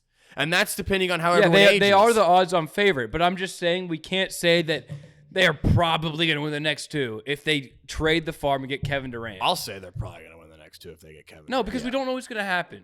I don't That's care. the reality of it. You can say that about any team. It doesn't matter. Yeah, and then that's why they are right in that bunch. They're one injury No, they're away. way above everyone else. Not They're if they- there. Do not if put Kevin them Durant- in the same bunch. If Kevin Kevin Durant or Steph Curry gets hurt, come playoff time, they're not winning the and championship. they still have Steph Curry, Klay Thompson, and Draymond Green, and they still have a chance to win that series. If you have those they four, would if they traded Kuminga, Poole, Yes, they would. Moody, and Wiggins is okay. If we're going here, We're not even Wiggins is combining probably Wiggins. Wiggins is Okay, probably so gone then too they're in that keeping world. Poole and So Moody, if or keeping Poole and if Kuminga. KD gets hurt, we have Steph Curry, we have Draymond Green, we have Klay Thompson, fucking Kevon Looney. Who after that?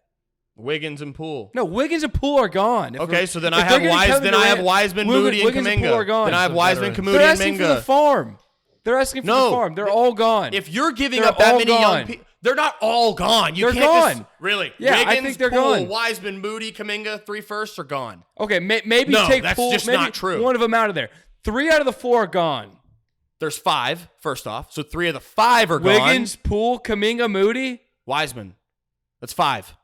There's 5. All right, big whoop. Big whoop. You still have 2 You guys. can't say they're probably going to win Yes, the next they two. are. Next two Anyone who championships. knows basketball knows that when Steph Curry and Kevin Durant team up, they're probably going to win the championship. What did everyone else say too? Whenever Kevin Durant, Kyrie Irving, and James Harden formed this nucleus of the big thing. Yes. And obviously by comparison, Vegas favorites, probably going to win.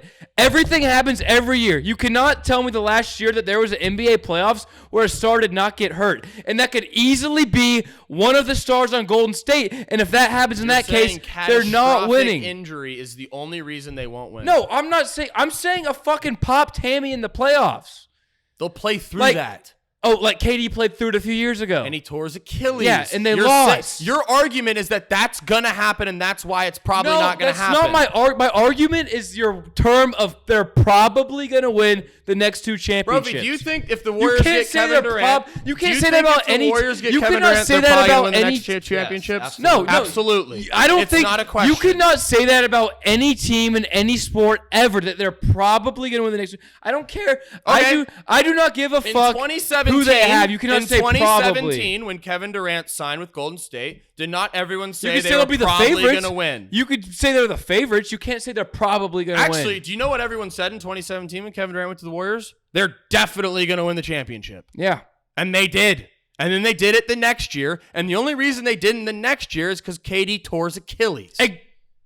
That's my point, dude. And my point is they still won the next 2. They lost when he got hurt. And they still won 2. I don't care. They lost when he got hurt. Clay 1 got out hurt of 3. too. Clay got hurt too. But that's why you can't just say, oh, they're going to win if they have this guy the next 2 championships. We do not know what's going to happen in I'm a not full saying season. they are. I'm saying they are probably going to win the next 2. Probably is right below definitely. No, More it's likely than not. Yes, it is. More likely No, than it's not. not. They're gonna win. Okay, if you're saying Probably 50%, is like 60-70% chance. They're probably going to do it. I don't think anyone would argue that. We've seen what they do together. They completely decimate every team they play. In 2017, probably is according to the internet 85% chance.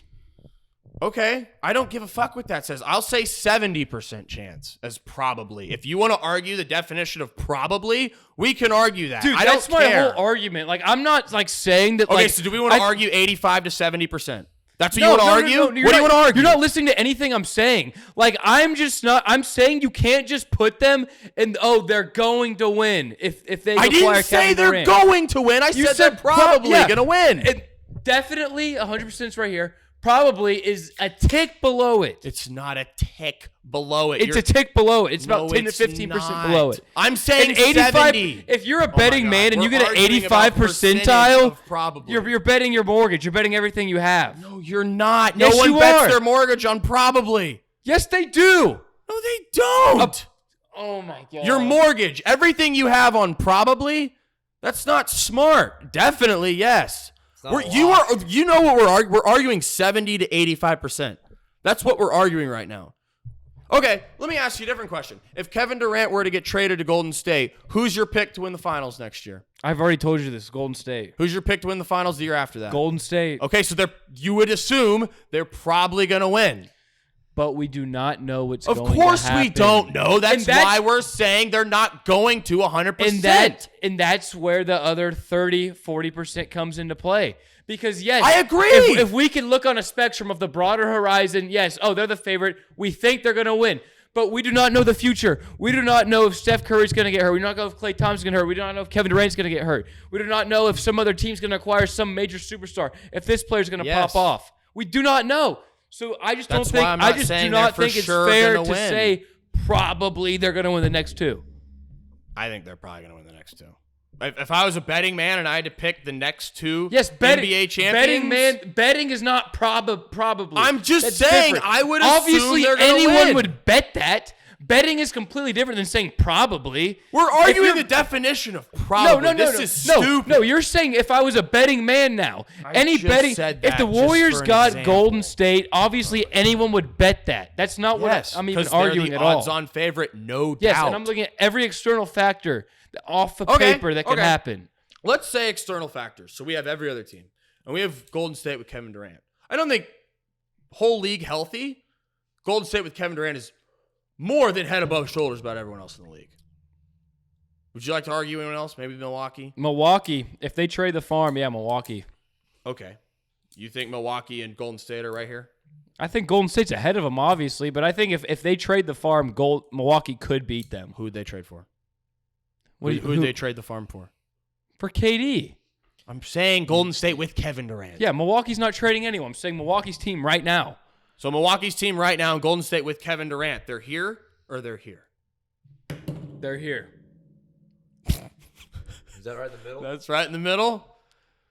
I don't know what that means. Healthy Kevin Durant with Golden State would wipe the floor with Milwaukee. Milwaukee maybe gets one game. They beat him in 5 or 6. That's disrespectful. What do you think? I think 6 games. I think it's disrespectful. Okay. We've seen what Golden State is with Kevin Durant. Yeah, we also saw that 3 years ago. People age. And we just saw Golden State win and Kevin Durant be arguably the best player in the league this season. Nothing hasn't really changed. Okay, also this past Golden State championship, yes, Steph Curry was phenomenal. He was amazing. We all love Steph Curry. But they don't win that championship without Andrew Wiggins, without Jordan Poole. They lose those two guys. Yes. Is Klay Thompson going to get back to what he was? I don't think so. Probably be Is better Draymond Green than going what to he average was. more than 7 points a game? No. He's only going to get worse on defense as well. Mm-hmm. And you're adding arguably the best player. So we can't compare them to their 2017 roster. Yes, we can. These players are you saying the depth on the 5 years 2017 later roster was good? No. I'm not saying the depth. I'm saying the star players. They're 5 years older. And they're still just as good. Klay Thompson's just as good as he was 5 years No, ago. but the two Draymond Green is just as good as he was 5 years ago. Draymond's almost the same. Draymond isn't much worse than he was. Draymond's the same. He does the same thing. He's not as good as he was 5 years ago. All that matters are the two pillars worse. of those teams. And that is Steph Curry, who just won Finals MVP, and Kevin Durant, who was the MVP favorite till he got injured. So you think that's the two pillars? As long as they got those two guys, they're good. And Klay Thompson and Draymond Green and a few other pieces, which they would have, yes. And Steve Kerr, yes. Which they would 100% Then we question have. the Klay Thompson thing. Draymond Green's getting older. He's not getting any younger. And what are the pieces next to him? That depends on the trade. What I'm saying, what are they? They get good veterans regardless. They're good. Players will flock to that team because they know, like they anyone who knows basketball, they will probably win the championship. As long as a catastrophic injury... As long as a catastrophic injury does not occur. Bearing health. Brophy, who do you think would win the championship? Oh, yeah, I already answered him. Give me Golden State. Exactly. Dude, would they probably win? I would say they'd probably win. Thank you. So would most people. Okay. I'm sorry. I'm saying would. if they would, I think they would win. Yes. So they'd probably win. If you think they would win, they'd probably win. For the next 2 years. I agree to disagree. Okay. I agree to disagree. All right, but you said you think they would win. That means you probably think they'll win. All right. For the next 2 years, if you were going to bet money on which team's going to win for the 2022, 2023, 2023, 2024, and if they had in a hypothetical world Kevin Durant, I would put all my money on them back to back. But my whole argument is the external factors that goes on outside of that hub. That's why I said probably. Injuries. Other teams shining / trades. That is that's why I said probably, not definitely, probably because of those factors. And this whole argument is my terminology and idea of probably versus You just said yours. you'd bet the house on them winning the next two championships. Yes, betting is completely different. But we just had an argument about probably betting the house on probably, and you just said you'd bet the house. Yes, because if I have to pick one team, I'm a betting man. Any betting man. You said you'd bet the house, which means you're betting the mortgage. Dude, shut the fuck up. You're taking one word that I just said. I'm just saying that's what you said. That's your word. I didn't mean that. I'm taking one word. I just said that. I didn't even mean that. All right. Any betting man would bet on that logically. My whole argument is you cannot say they probably will. Okay. Let's do the next segment here. We're doing a segment with KD here. And this is... All right. Would you trade this player if you're this player's GM for KD. Giannis Antetokounmpo. No. Keeping Giannis. Hell no. Give me Jan. Hell no. Give me the Greek freak. Hell no. Luka Doncic. No. No way. Keeping Luka. We keep you the Don. I'm keeping Luka. LeBron James in the Los Angeles Lakers. I'm getting Kevin Durant for LeBron if I'm the Lakers. Straight up. Wait, is this just for this season? No. And future. Oh, this is for the future? Yeah. Future. Okay, yeah. I'm trading. You're doing if you were Rob Pelinka right now. And they offer me KD for And LeBron. they offered you straight up right now. What would you do? Okay, I would trade LeBron for KD. Yeah. LeBron's got not as many years left, yeah. LeBron, you gone. Anthony Davis in the Lakers once again. Kevin Durant. I'm trading for Kevin Durant in a second. Yeah, let me get KD. Give me KD in a hot beat. Devin Booker and the Phoenix Suns. That's a toughie. And this it comes down to like, and this is we're like incorporating their fit and everything. Yes, right? everything. You are the Suns' their general current manager. contracts. You're the Suns' general manager, Okay. and Brooklyn just offered you Devin Booker for Kevin Durant straight up. Okay.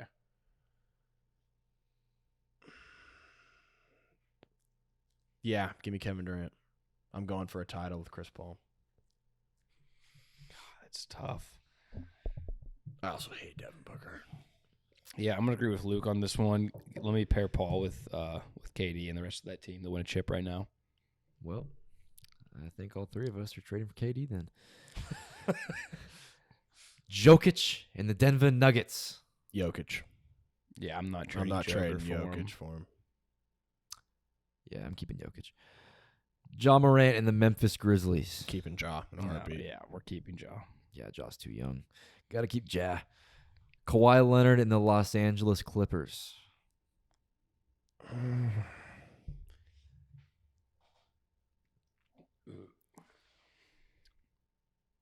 I'm trading for KD. No, I'm not. I'm keeping Kawhi because chemistry. I feel like those players. I feel like those guys like him. That was my exact thing too. In the defense, come playoff time, keeping Kawhi. I'm keeping Kawhi in the defense. Jason Tatum and the Boston Celtics. Give me KD. I'm keeping Jason Tatum. Give me Kevin Durant. I think Boston wins with KD. Yeah. Interesting. Joel Embiid and the Philadelphia 76ers. Embiid. Oh yeah, I'm keeping Embiid. Yeah, I'm keeping Embiid. Anthony Edwards and the Minnesota Timberwolves. KD. For the future? Yeah. Because if you have, I'm keeping Ant. I feel like if you have KD, Cat, Gobert, D'Lo, like you have a really good chance to win. Now. I don't know about that. I think you have arguably one of the best chances compared to the other teams. But I think Anthony. I Edwards almost could be want to. great. The only reason I would could. take it because I feel like Anthony Edwards is on a different timeline than Cat and Gobert. Exactly. I think That's the only reason why I might. I mean, that. if you pair Kevin Durant, Karl Anthony Towns, like I know Karl Anthony Towns has his moments, but like that team is ready to go. Like that team will compete for the 1 seed and push for a championship next season. Yeah, and probably a few more seasons. I think just because where they're at with their ages. Yeah, I think Anthony Edwards is going to be great, but we don't know for sure yet. Like he's probably going to be great. But by the we time don't know. Ant reaches his prime, like Cat and all that will be, and Gobert's going to other things. suck Yeah. and be paid like he won't be on $40 that team in million a 4 year. years. Hopefully not. Okay, Trae Young and the Atlanta Hawks.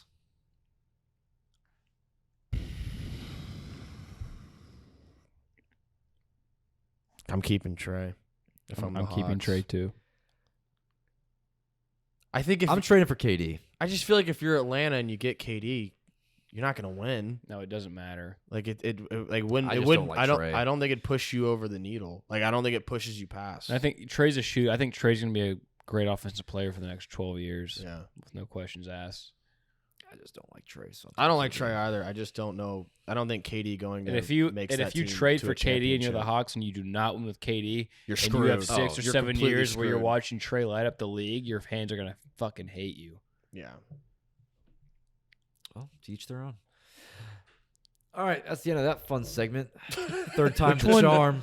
I feel like we should post the other one. I feel like we all said the same thing on that. Yeah, I think we did. Did we get through that first one though? We up until Anthony Edwards, so we still got like 1, 2, 3, 4, 5, 6, 7, 8, 9, 10 players. So we still had 10 players To name? Yeah, we still did 10 players on the Okay. previous one that we did Okay. the first go around. Okay. Yeah, just move off. Just get done with it. That was a fucking doozy. That was a Woo! doozy. That was something special. Hey, Yeah, put that in the love record. going to war, baby. I'm going to war. Put that one in the record books. I wasn't expecting that one. I got heated there. I'm not even gonna lie. I got mad for a second. Yeah. Yeah, y'all were ready to roll. All over the term, probably. Over like 70 to 85%. That was a hell I of a love that's how battle. it is every time. It's over something so fucking stupid. So like- something small. Yeah, We both it's a- agree. yeah. In the big Yeah, grand but it's scheme of something things, small. but But it's yeah, something it's small. something. Fuck you, yeah, no. Yeah. I want to be right. Yeah. Okay. Oh, let's get back into football. Yeah. For the love of God. Back to For the football. love of God. All right, Please. gentlemen, we've all compiled our top 10 weapons list in the National Football This will be the League. best segment on this podcast. This Yeah. segment's Yeah. gonna be So- fucking awesome. How are Let's we? go. What's This might the, be a what's, 4 what's the what's the We're what's, going wrong. what's the criteria here in terms of? So okay, let's all go through honorable mentions one by one, and then 6. Well, through should we just 10s. do like all of our lists, like one by one? No, let's do 6 through 10 No, for each of us. and I then like talk I about it. like honorable mention. Speak about Okay. it 6 through 10 because I feel like this one we really got to brew and break down. But okay, so what is the criteria that we're like? These are top 10 weapons based. Okay, off what? yeah. So if you are a NFL coach of a team where let's just say you have like mediocre at everywhere around your whole defense, your O line, your receivers, your tight end, running back, everything is like you're an 8-8 team, but you can build around this guy, whether it be a running back, tight end, or receiver. Which guy are you implanting on your team? That's not. I mean, that's sort of how I made my list. I made. How did you make yours? I made my mine list. closer to Cole's. I made my list off like I combined everything. So one, raw talent. Like or who's a better or just player. more or just like who power ranking of But like my I mean more of like the power my ranking. top two That's guys. pretty much, My yeah. top two guys especially are two guys who like are perfect for their teams, and that's why I have them there. Yeah, I didn't do them for the team. I No, I did them definitely because like did how that. they fit with the team they're on and how it affects the winning. Of the I team. thought, yeah, I did mine to where he could go on any team. I didn't do that. Yeah, I did mine closer to Cole's there. All right. We So- got to discuss these things more. Yeah. Well, But do you want yeah. me to just do mine and then y'all do y'all's? No, I still think we should Just do- break just- them down. Just do it Okay. that way. I mean, So just name your honorable mentions. I'll name mine. He name his, and we could Okay. go through that because this is going to be a long one. So we'll Yeah. go by sections. all right.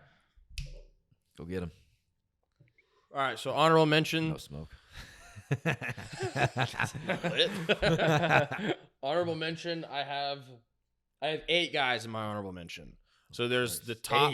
8. That's a big Dude, list. dude, there's so many There are, guys. yeah. Like I have 5 in mine. so, I like just did 2. my. So Wait, I like have- for I have mine, 6 actually. the 15 through 18 are guys I didn't really consider, but like I feel like they're worthy to like say in this list. Yeah. Darren Waller, Mike Evans, Mark Andrews, and Dalvin Cook. I think all 4 of those guys, like I don't think anyone would really put them in their top 10. I think all 4 of those guys though are like great guys, great for their team, like especially like Mark Andrews, like you saw what he did last year. Dalvin Cook obviously is a monster. Mike Evans, I think, is one of the most underrated receivers in the league. He's had like every single year of his career with over 1,000 yards. Yeah. And we know what Darren Waller is when he really is balling out. So then 14 through 11, I have Christian McCaffrey, DeAndre Hopkins, Christian McCaffrey, DeAndre Hopkins, Jonathan Taylor, and Justin Jefferson. That's my 14 through 11. And I'll explain why they're there when I get into my top 10 compared to the guys in the top 10, Yeah. why they're not in there. So. Okay. Yeah, my honorable mention. I didn't like put these in an order. They're just all lumped in the honorable mention category. But I have Alvin Kamara, and the reason I have Alvin Kamara in there is, I think he's out of his prime at this point. I think his prime was 2 to 3 years ago, at least athletically, with his burst and his vision's not going anywhere, obviously. But I think he's still obviously one of the best in the league. But I think athletically, like he's out of his prime. I think his prime was about 2 years ago. As we see with running backs, they kind of almost enter their prime immediately. And I think the running back's the least valuable position in football too. Then after him, I have Stephon Diggs and DeAndre Hopkins. Both these guys, I mean, could easily be in someone's top 10. I think DeAndre, he's also another guy kind of coming out of his prime in a sense. If this was 3 years ago, DeAndre Hopkins would definitely be in my top 10. Yeah.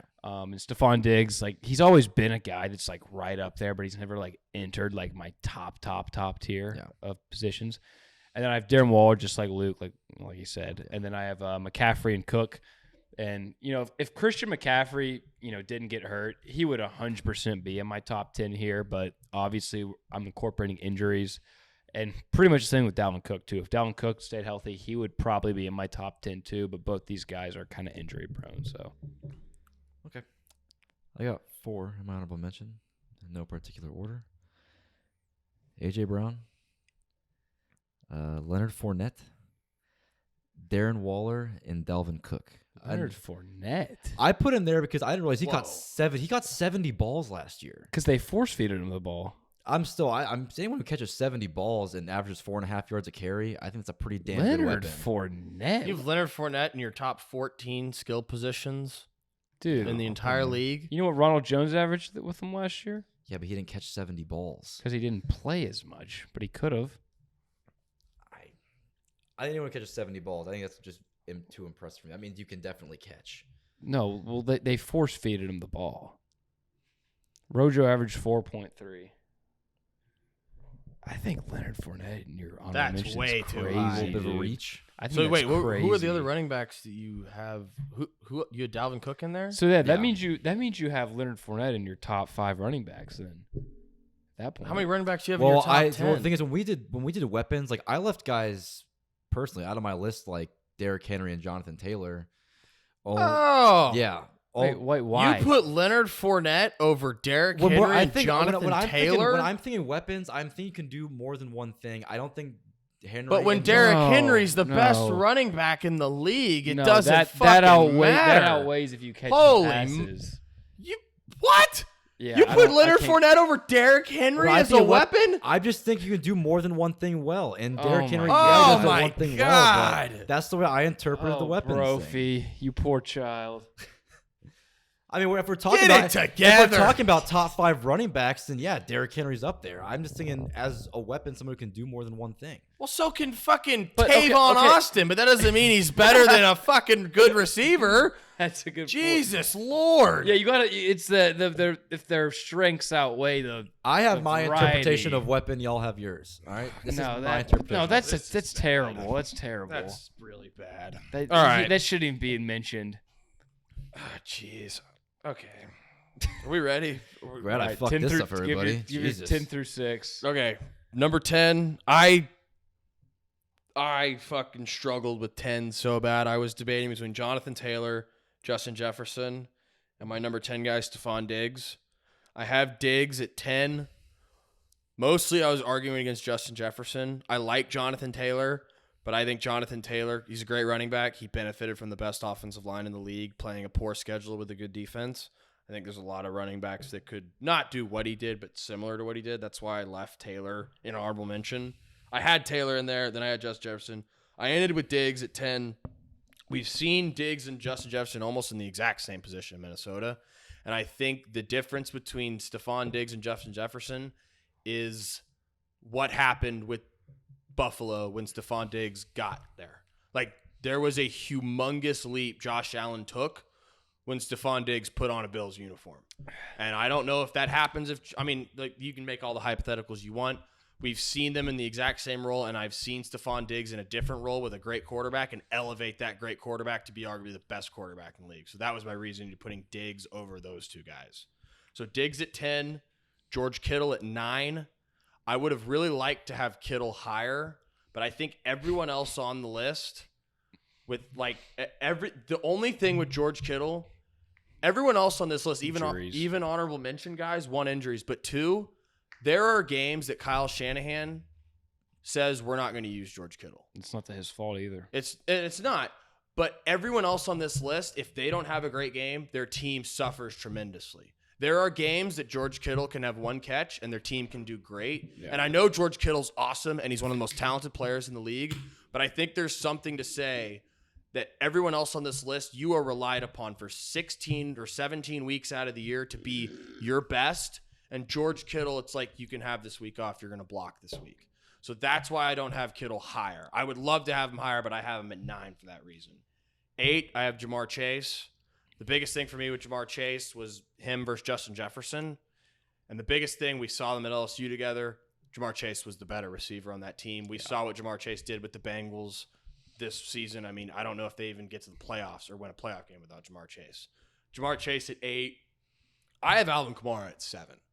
I think Alvin Kamara, I know he had a down year last year. The year before that, what do you have, 16 touchdowns? Yeah. Like, I don't know if there's a running back with better balance, vision, ability to run and catch like him in the league. And the big thing with me was him against Christian McCaffrey. And I don't really think there's that much of a difference except for the massive amount of injuries McCaffrey has. And also the effect on winning that Kamara's had for the Saints and the effect of winning that McCaffrey's had on the Panthers. I think Kamara has been the staple of that team for a long time, and his ability to run and pass has led that team farther than maybe it should have gone with the weapons they've had. So I have Kamara high at 7. And then number 6, I have the most feared man in the NFL. The fact that you don't have him in your honorable mention is disgraceful, and that's the king, Derrick Henry. Oh, okay. He is at 6, and right he at is 6 the as number well. 1 running back. I don't care that he's not a great pass catcher I don't care either. because he is the pound for pound best running back in the league. And there's a difference when you play the Titans to the Colts. When you play the Colts, you're game planning for the running game. You're game planning for offensive line. You're game planning for blocking schemes. You're game planning for Jonathan Taylor, obviously, fullback play, everything. When you're game planning for the Titans, you're game planning to get Derrick hit in the Henry. fucking mouth 30 times in a row, and you're just praying your linebackers want to keep getting back up and keep tackling. That's what you're game planning for. There is a fear when you play Derrick Henry that has no one else. No one else commands true. that in the entire league. And that's why I don't care that he's not a good pass catcher. He's still the 6th, to me, weapon in the league. I don't think a running back can be in the top 5 personally in today's NFL. But I think for running backs, I don't think you could pick a better running back for the fear factor, the running ability, and the effect he has on your entire team. So that's my 10 through 6. Yes. I love your 10 through 6. I actually have mine very similar.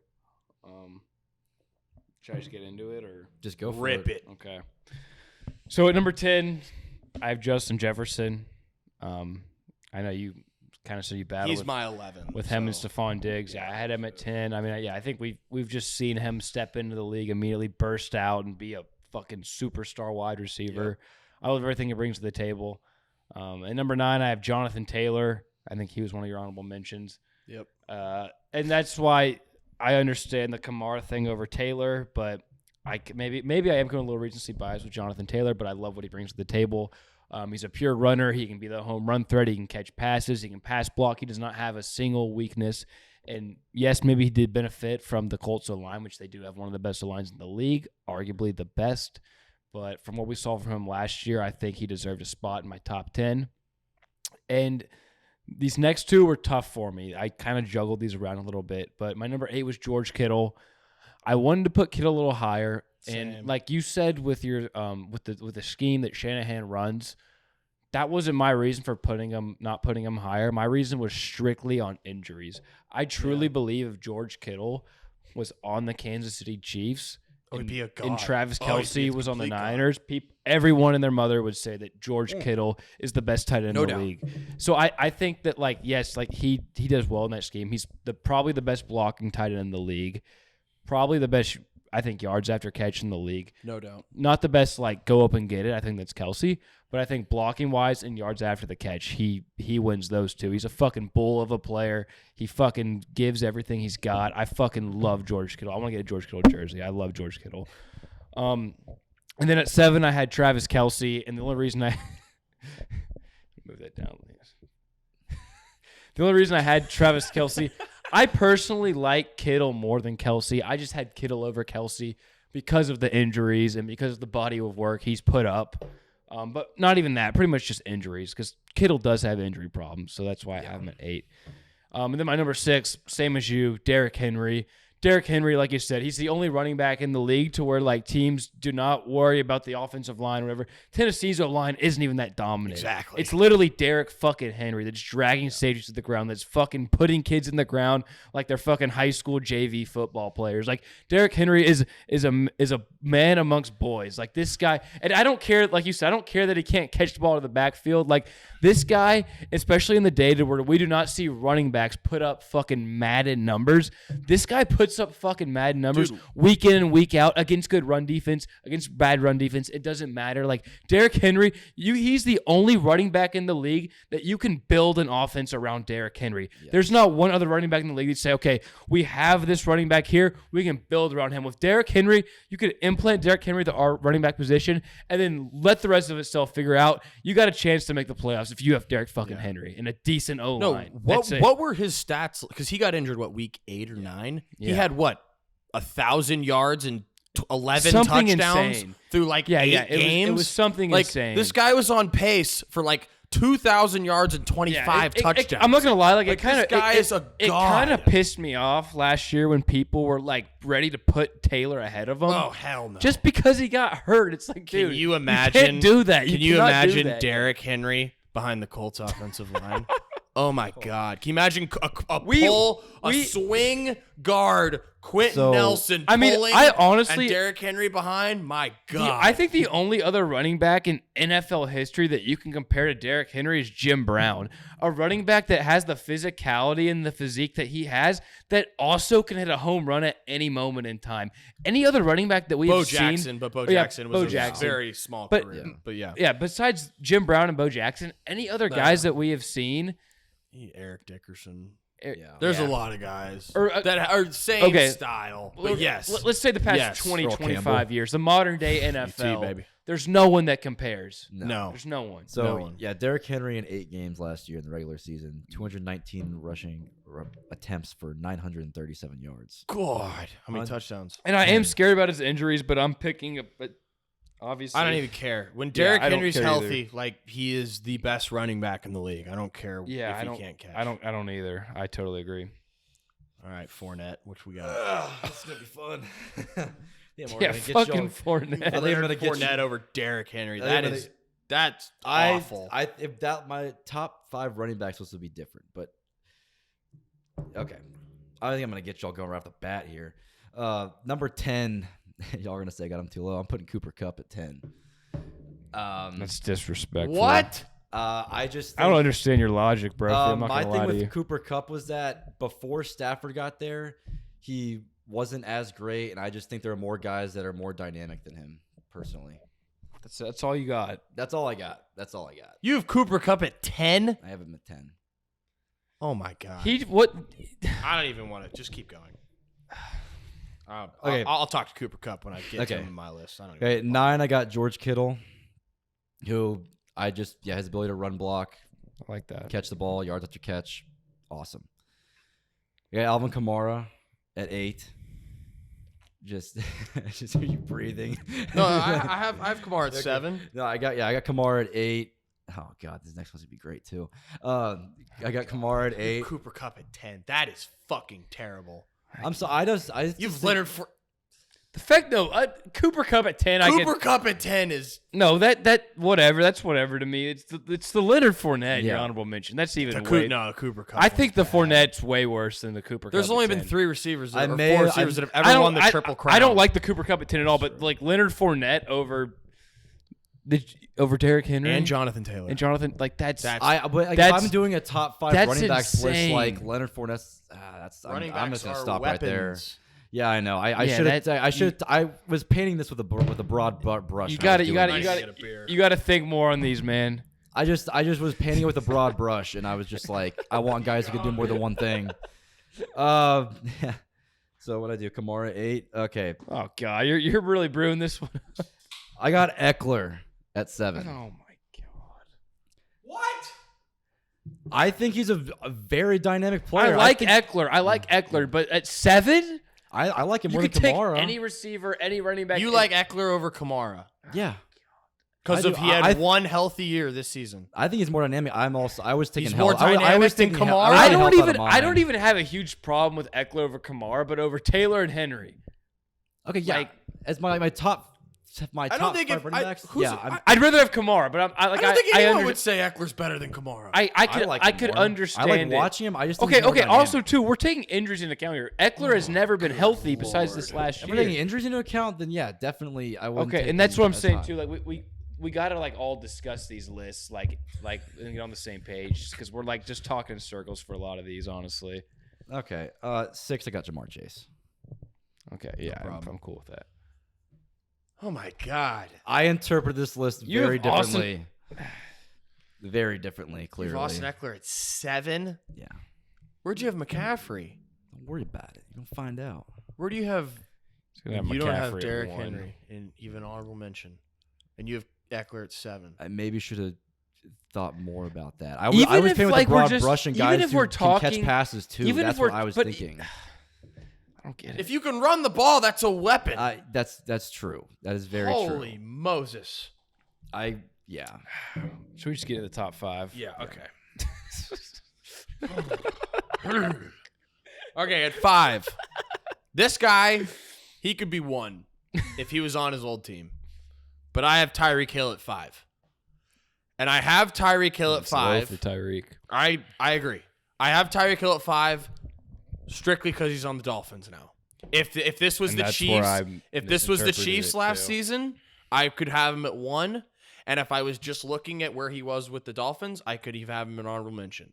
But where I split the difference with him, because obviously at the end of next season, he's not going to have the stats that Jamar Chase and Devontae Adams and Cooper Kupp and Mike Evans and DeAndre Hopkins and Stephon Diggs and Justin Jefferson have, because he's on the Dolphins. So after this next season, he might be like an honorable mention guy. So I have him at 5 out of respect to what he's done and how good he is as a player. And I know if he's on the Chiefs, he's in my top at least 3, no doubt. But where he's moved to now, I can't put him in there for this upcoming season because I don't think he's going to be as good as the guys in front of him. Like jet sweeps, everything. For me, receiver, kick returner, whatever. He's awesome. For me, I think this was another miscommunication thing because I viewed this list, like I said earlier, like I'm not incorporating the team around them. I'm only like viewing the player individually by themselves. I viewed fit on their team to a lot, and that's why I have someone really high. I viewed fit on any team. Okay, so I was like draft type of deal. Whatever. We're just all over the map. Fuck what I think. Jesus. I think I messed up on this list a little bit, but whatever. Tyreek Hill, 5. He's awesome. He could be number 1 if he's still on the Chiefs. He's on the Dolphins now.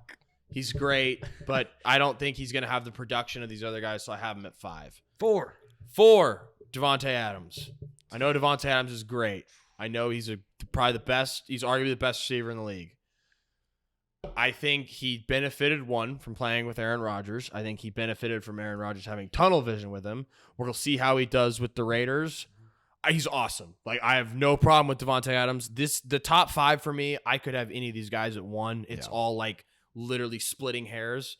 So for me on his new team, compared to the other guys on the teams they're currently on, I think that those guys have a bigger impact on their team than Devontae Adams. Yeah. Devontae Adams, though, I would not argue that against you if you said he's the best receiver in the league. No problem with that. But with the team he's on, with who he's with, I got him at 4. That's fair. 3, Deebo Samuel. I think you can make a case Deebo's at 1. But what Deebo did this last season as a receiver and a runner, we don't even know what that Niners offense would have been. We've never seen anything like that. Like, the top 3 for me, like, I had a real problem putting Deebo at 3. I really wanted to put him at 1. Because of what he did this season. 1, we've never seen it. And 2, where would San Fran have been this season without him? They probably wouldn't have even made the playoffs. All the running backs they lost? He was their leading rusher? Or Mitchell? Oh, yeah, Mitchell but he still had, 700, 800 rushing yards. He had, 1,200 receiving yards, 14 combined touchdowns. Like, he was an absolute god. So I have him at 3. Running the ball up the gut. Yeah. I have Deebo at 3. I have Travis Kelce at 2. I think what Kelce is I think you have the pillars of the Chiefs, like minor dynasty, I think we can call it a minor dynasty, seeing how it goes. I mean, they've already won 1 championship. They've been to 2. One's not even. You can't even call it a I dynasty know, but yet. the Chiefs are going to be the they're odds probably on. gonna win a few more. Yeah, You they're would going to be think. the odds on favorite for a while. Well, NFL dynasty also is a little bit harder to accumulate. But I think there's the They have the pillars. makings of We dynasty. saw how they valued Hill to Kelsey this offseason. That's true. I think we've seen that they value Kelsey more, and I think Kelsey's the third pillar of the Chiefs. I think it's obviously Mahomes, Andy Reid, and then Kelsey. So I have Kelsey at 2 because of how valuable he is to that Chiefs organization. I mean, he could go down as the greatest tight end of all time. I got Cooper Kupp. I got Kupp number 1.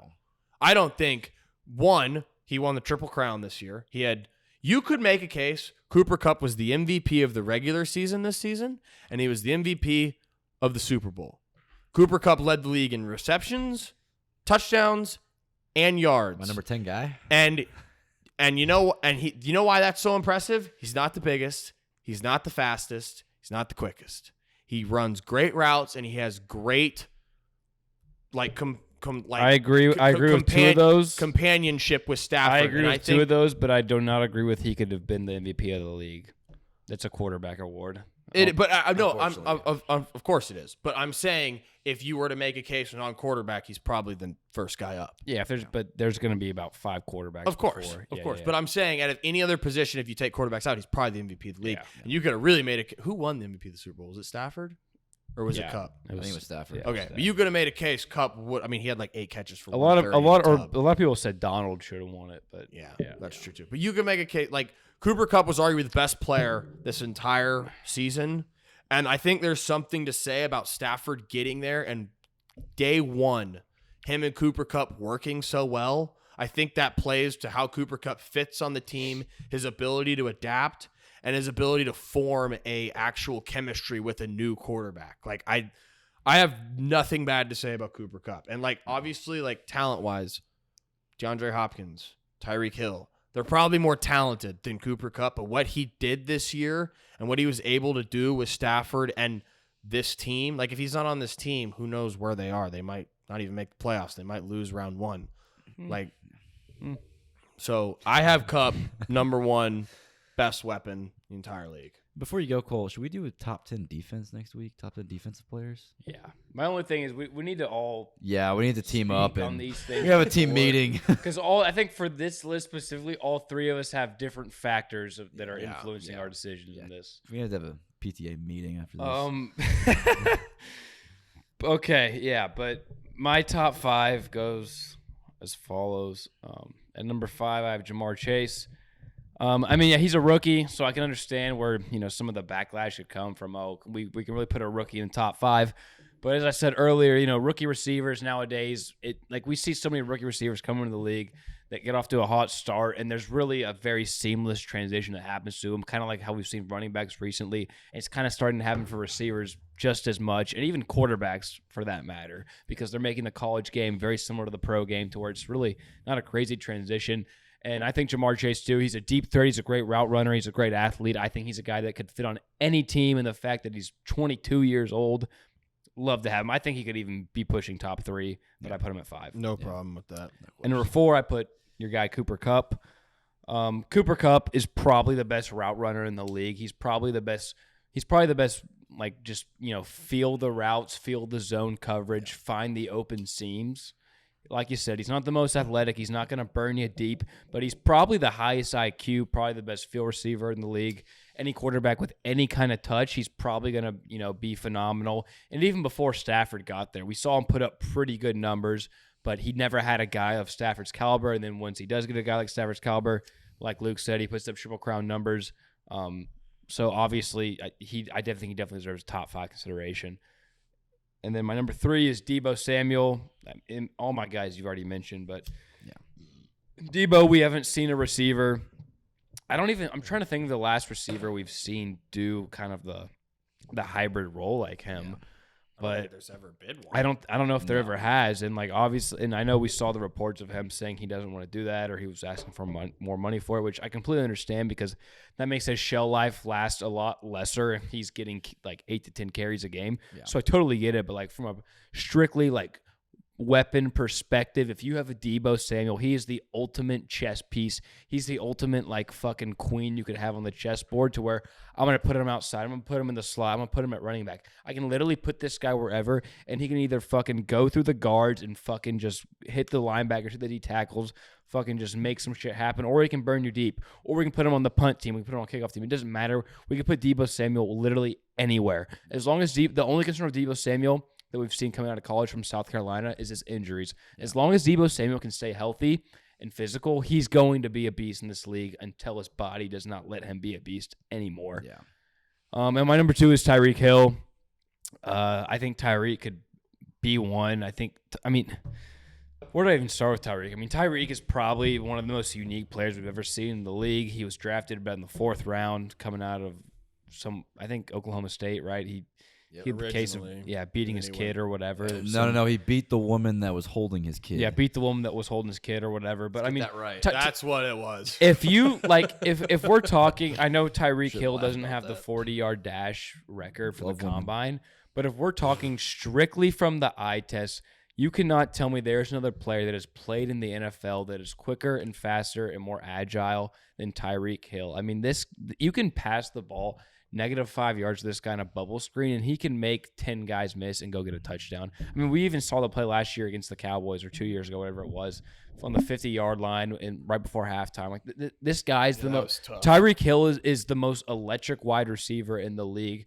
I think he's arguably the most electric wide receiver we've ever seen in our lives. He can beat you in. He can beat you out. He's another guy, too. You want to run jet sweeps? You want to run pitch with him? You probably could, because he's also a little fucking battery ram, even though he's only like 5'8", 5'9", like 180. Like, he fucking packs a punch. He's literally like 100% muscle. Like, he's a fucking physical specimen. One of the fastest, quickest guys in the league. I think for any team, he's a phenomenal have. Arguably the best. And then my number 1 is Davante Adams. I just think all around, I don't think you can get better than Davante Adams. He could beat you any way he needs to. Ultra talented. He's had some injury concerns through his career, but he's been a little more healthy these past few years. He's consistent. He was kind of a late bloomer coming into the league. His first year or two, he wasn't popping. But Davante Adams, I think just all around is the best receiver in the league. And I think for any quarterback, he's like the dream receiver you could want there. I think he's our modern-day Jerry Rice. Yeah, I got no problem with that. All those guys are in my top 5. And for me, all my top 5 could have been 1. So I got no problem with that. All right. What do you got for us? You got Davante Adams at 5. I had him at 4. Can't bitch about that. I think his ability to get open is top 2, top 3 in the league. Top 1. Top 2. And it's not 1. But no, his ability to get open is incredible. I mean, obviously the relationship he had with Aaron Rodgers. I'm curious to see what he does with Derek Carr, but they've already had some relationship on a previous years when they were at Fresno. But yeah, I mean, he's just a beast. The way he runs routes, the way he gets off the line is impressive to watch. And he should be in my top 5 for that. Number 4. Wasn't taking injuries into account. McCaffrey. I put McCaffrey at 4. I like his ability to run and catch out of the backfield. I think he's the best in the league at doing that. Okay, honestly, I'm going to say one thing. I'm sorry to cut you off, but if there's no injuries, McCaffrey, I think, could be 1. Yeah. That's yeah, fine. I got no. If you're not taking injuries into account, I got no problem with McCaffrey being top 5. Yeah. I wasn't taking injuries into account. I was thinking perfect world when I was making this and some other things. But yeah, I got McCaffrey at 4. I got the best tight end in the league, Travis Kelce, at 3. I just think his ability and his plus as a tight end versus everybody else in the league it makes him top 3, because having that at your tight end position is, even in having George Kittle, I feel like it's different. Like, he's always open, he's always there, he knows exactly where to be. Don't swallow now, boy. And yeah, I'm putting Kelce at 3. And then I'm putting AJ Hawk. I'm gonna AJ Hawk pass this one off over here.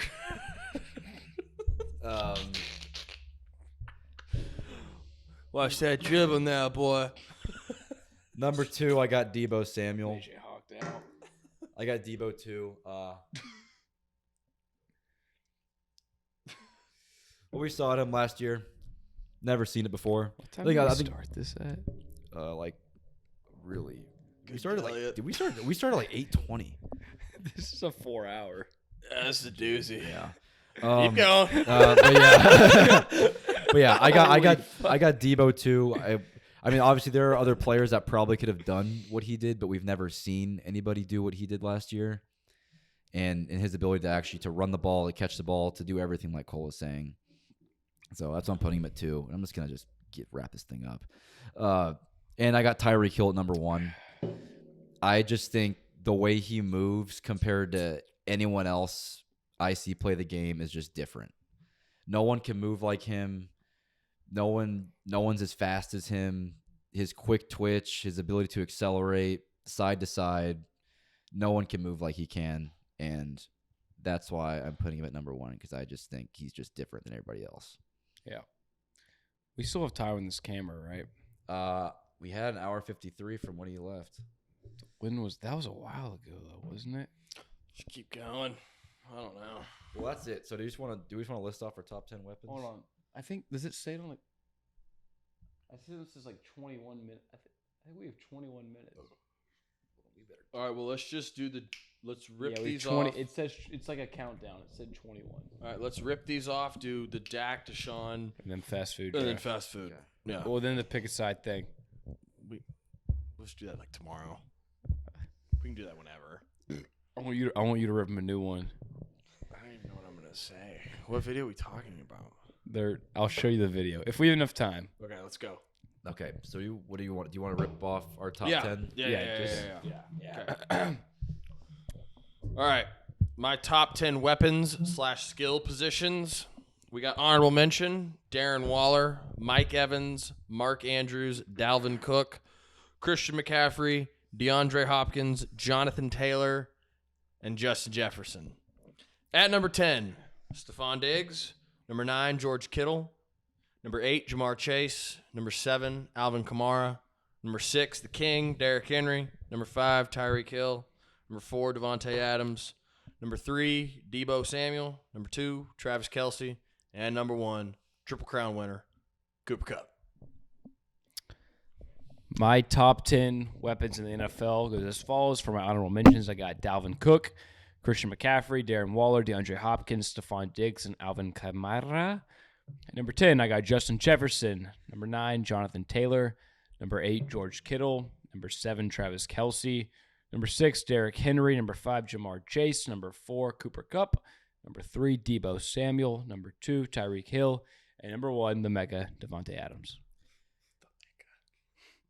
I got my top 10 weapons / skill position list right here. Number 10, Cooper Kupp. Oh, whoa. Let's get some honorable mentions in there. I really don't want to. Yeah, you're Nah, going to. there's no avoiding that. All right. I hope we don't upload that. All right, my honorable mentions are A.J. Brown, We are. Leonard Fournette, Darren Waller, Dalvin Cook. Number 10, I got Cooper Kupp.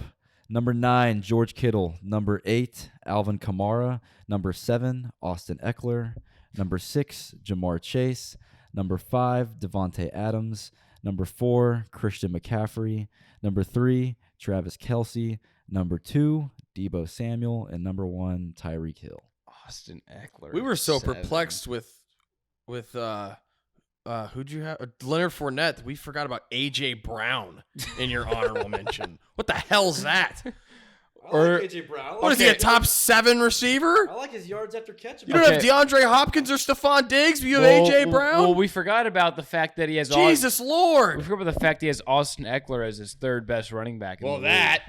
But he's got A.J. Brown over Stephon Diggs, nuke. I don't know. What the hell's going on here? DK? All right, I take DK over A.J. Let's Brown? let's hop into this. Would you rather? Okay. I'll lose my mind. I should have thought more about that. You need to figure it out. I should look at the whole list. Jesus. All right.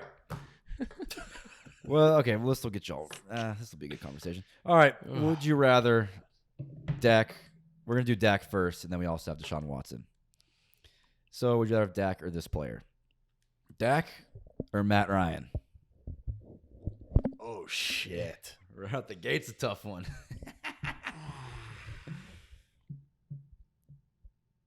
Dak. Dak.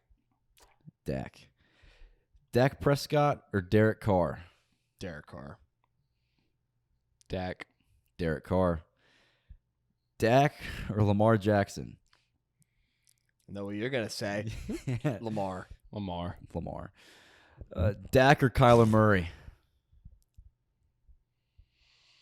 Dak. Just because of the leadership. Kyler. I'm going to take Dak. I like leadership. There you go. Dak or Ryan Tannehill? Dak. Yeah, Dak. No, Yeah, come on now. Dak. Come on. Let's not go there. Not the boner. Let's not go there. Dak or Kirk Cousins? Dak. Dak. What are we doing? Dak. Okay, now we're into Deshaun Watson. There's only so many. That's it? I mean, how many other if I say like Joe Burrow, Justin Herbert, Mahomes, Deshaun Watson, Tom Brady, Aaron Rodgers, like Dak. Okay, I added 3 more guys. Okay, let's go. Deshaun Watson or Lamar Jackson? Deshaun. Give me Deshaun. Deshaun Watson or Russell Wilson? Russell Wilson. That's damn close, but Russell Wilson. It's really close, honestly. Give me Deshaun. I'm taking Russ. Deshaun Watson or Matt Stafford?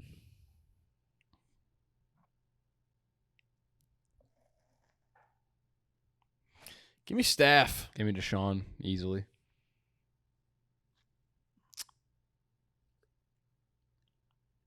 Give me Stafford. Deshaun Watson or Joe Burrow? Burrow. Joe. Deshaun Watson or Justin Herbert? Herbert. This one's tough. Give me Herbert. Give me Air Bear. Deshaun Watson or Kyler Murray? Deshaun. Deshaun Watson or Aaron Rodgers? Is this just for next season or for future? It's power ranking. Just who's better right now? Power ranking, yeah. Rodgers. Yeah, give me A-Rod. Give me Rodgers. And then Deshaun Watson or Tom Brady? Brady. That's all I got for Deshaun. All right. Welcome to the 5-round fast food draft at PTA. We got 3 men here. We got 15 picks. Let's get ready to rumble. Luke, Buzzsaw, start them off. Oh, number 1 pick in the draft. Y'all know what I'm going with. If you don't have this fast food in your state, just be better. Move. Just move. Figure it out. Move. Just Do move. something. It's the Whataburger. No doubt about it. Yep. Easy pick. Whataburger. Round 1. First pick. Let's see here. You have your draft board set? No, I'm just having a tough time deciding because I should have thought more over than just one. But give me Chick-fil-A. Oh, I didn't even think of Chick-fil-A. Wow. Chick-fil-A is always good, always hits, never hasn't, always will. Give me Chick-fil-A. All right, well, I got a little double whammy here. For one of them, give me Chipotle. Y'all know I love Chipotle. I love a good fucking chicken and rice bowl, especially a little healthy. Second pick, tough spot here, but give me Jersey Mike's. Ooh, I think Jersey Mike's. Good I think pick. Jersey Mike's has the best subs in all of America. Fuck Subway, fuck Firehouse, fuck Jimmy John's, fuck all of them. The best sub on the market. No, fuck Firehouse. Best sub on the market is Jersey Mike's. You want some fucking salami, some ham, some turkey that's fucking cut cold and cut fresh. Go to Jersey Mike's. You'll get it. All right. This place has been near and dear to my heart since a young age. Don't do it. Give me McDonald's. Oh, you gross bastard. Damn it. What do you mean, gross? What are you What talking the about? hell's wrong with you? It's a staple of this Fuck country. you. Come on now. Fuck you. What would this country? Fuck you. Talk shit about McDonald's. you. Fuck you. That's Fuck you. ridiculous. What would this country be without McDonald's? Just A think lot about that. skinnier. That's a good That point. might be true. That's a good point. All right, Luke, go get him. With the big M off the board, I don't know now. You threw me into a loop. Well, you can't really eat All anything. right, well, I got 2 picks here. I'm definitely going Subway, one of them. I love a good Subway. All right. Chipotle's gone. Chick-fil-A's gone. Chick-fil-A's gone. Chick-fil-A was. I can didn't only even eat think it of like 2 Chick-fil-A. more places.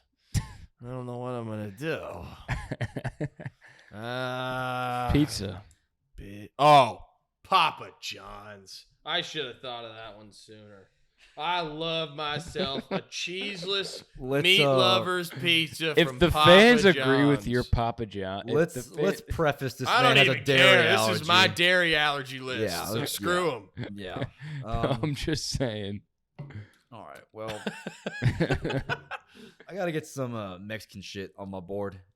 Give me Taco Bell. Fuck you! Fuck you! I also knew you were taking that. I need to get that out of the way. God damn it, Kyle!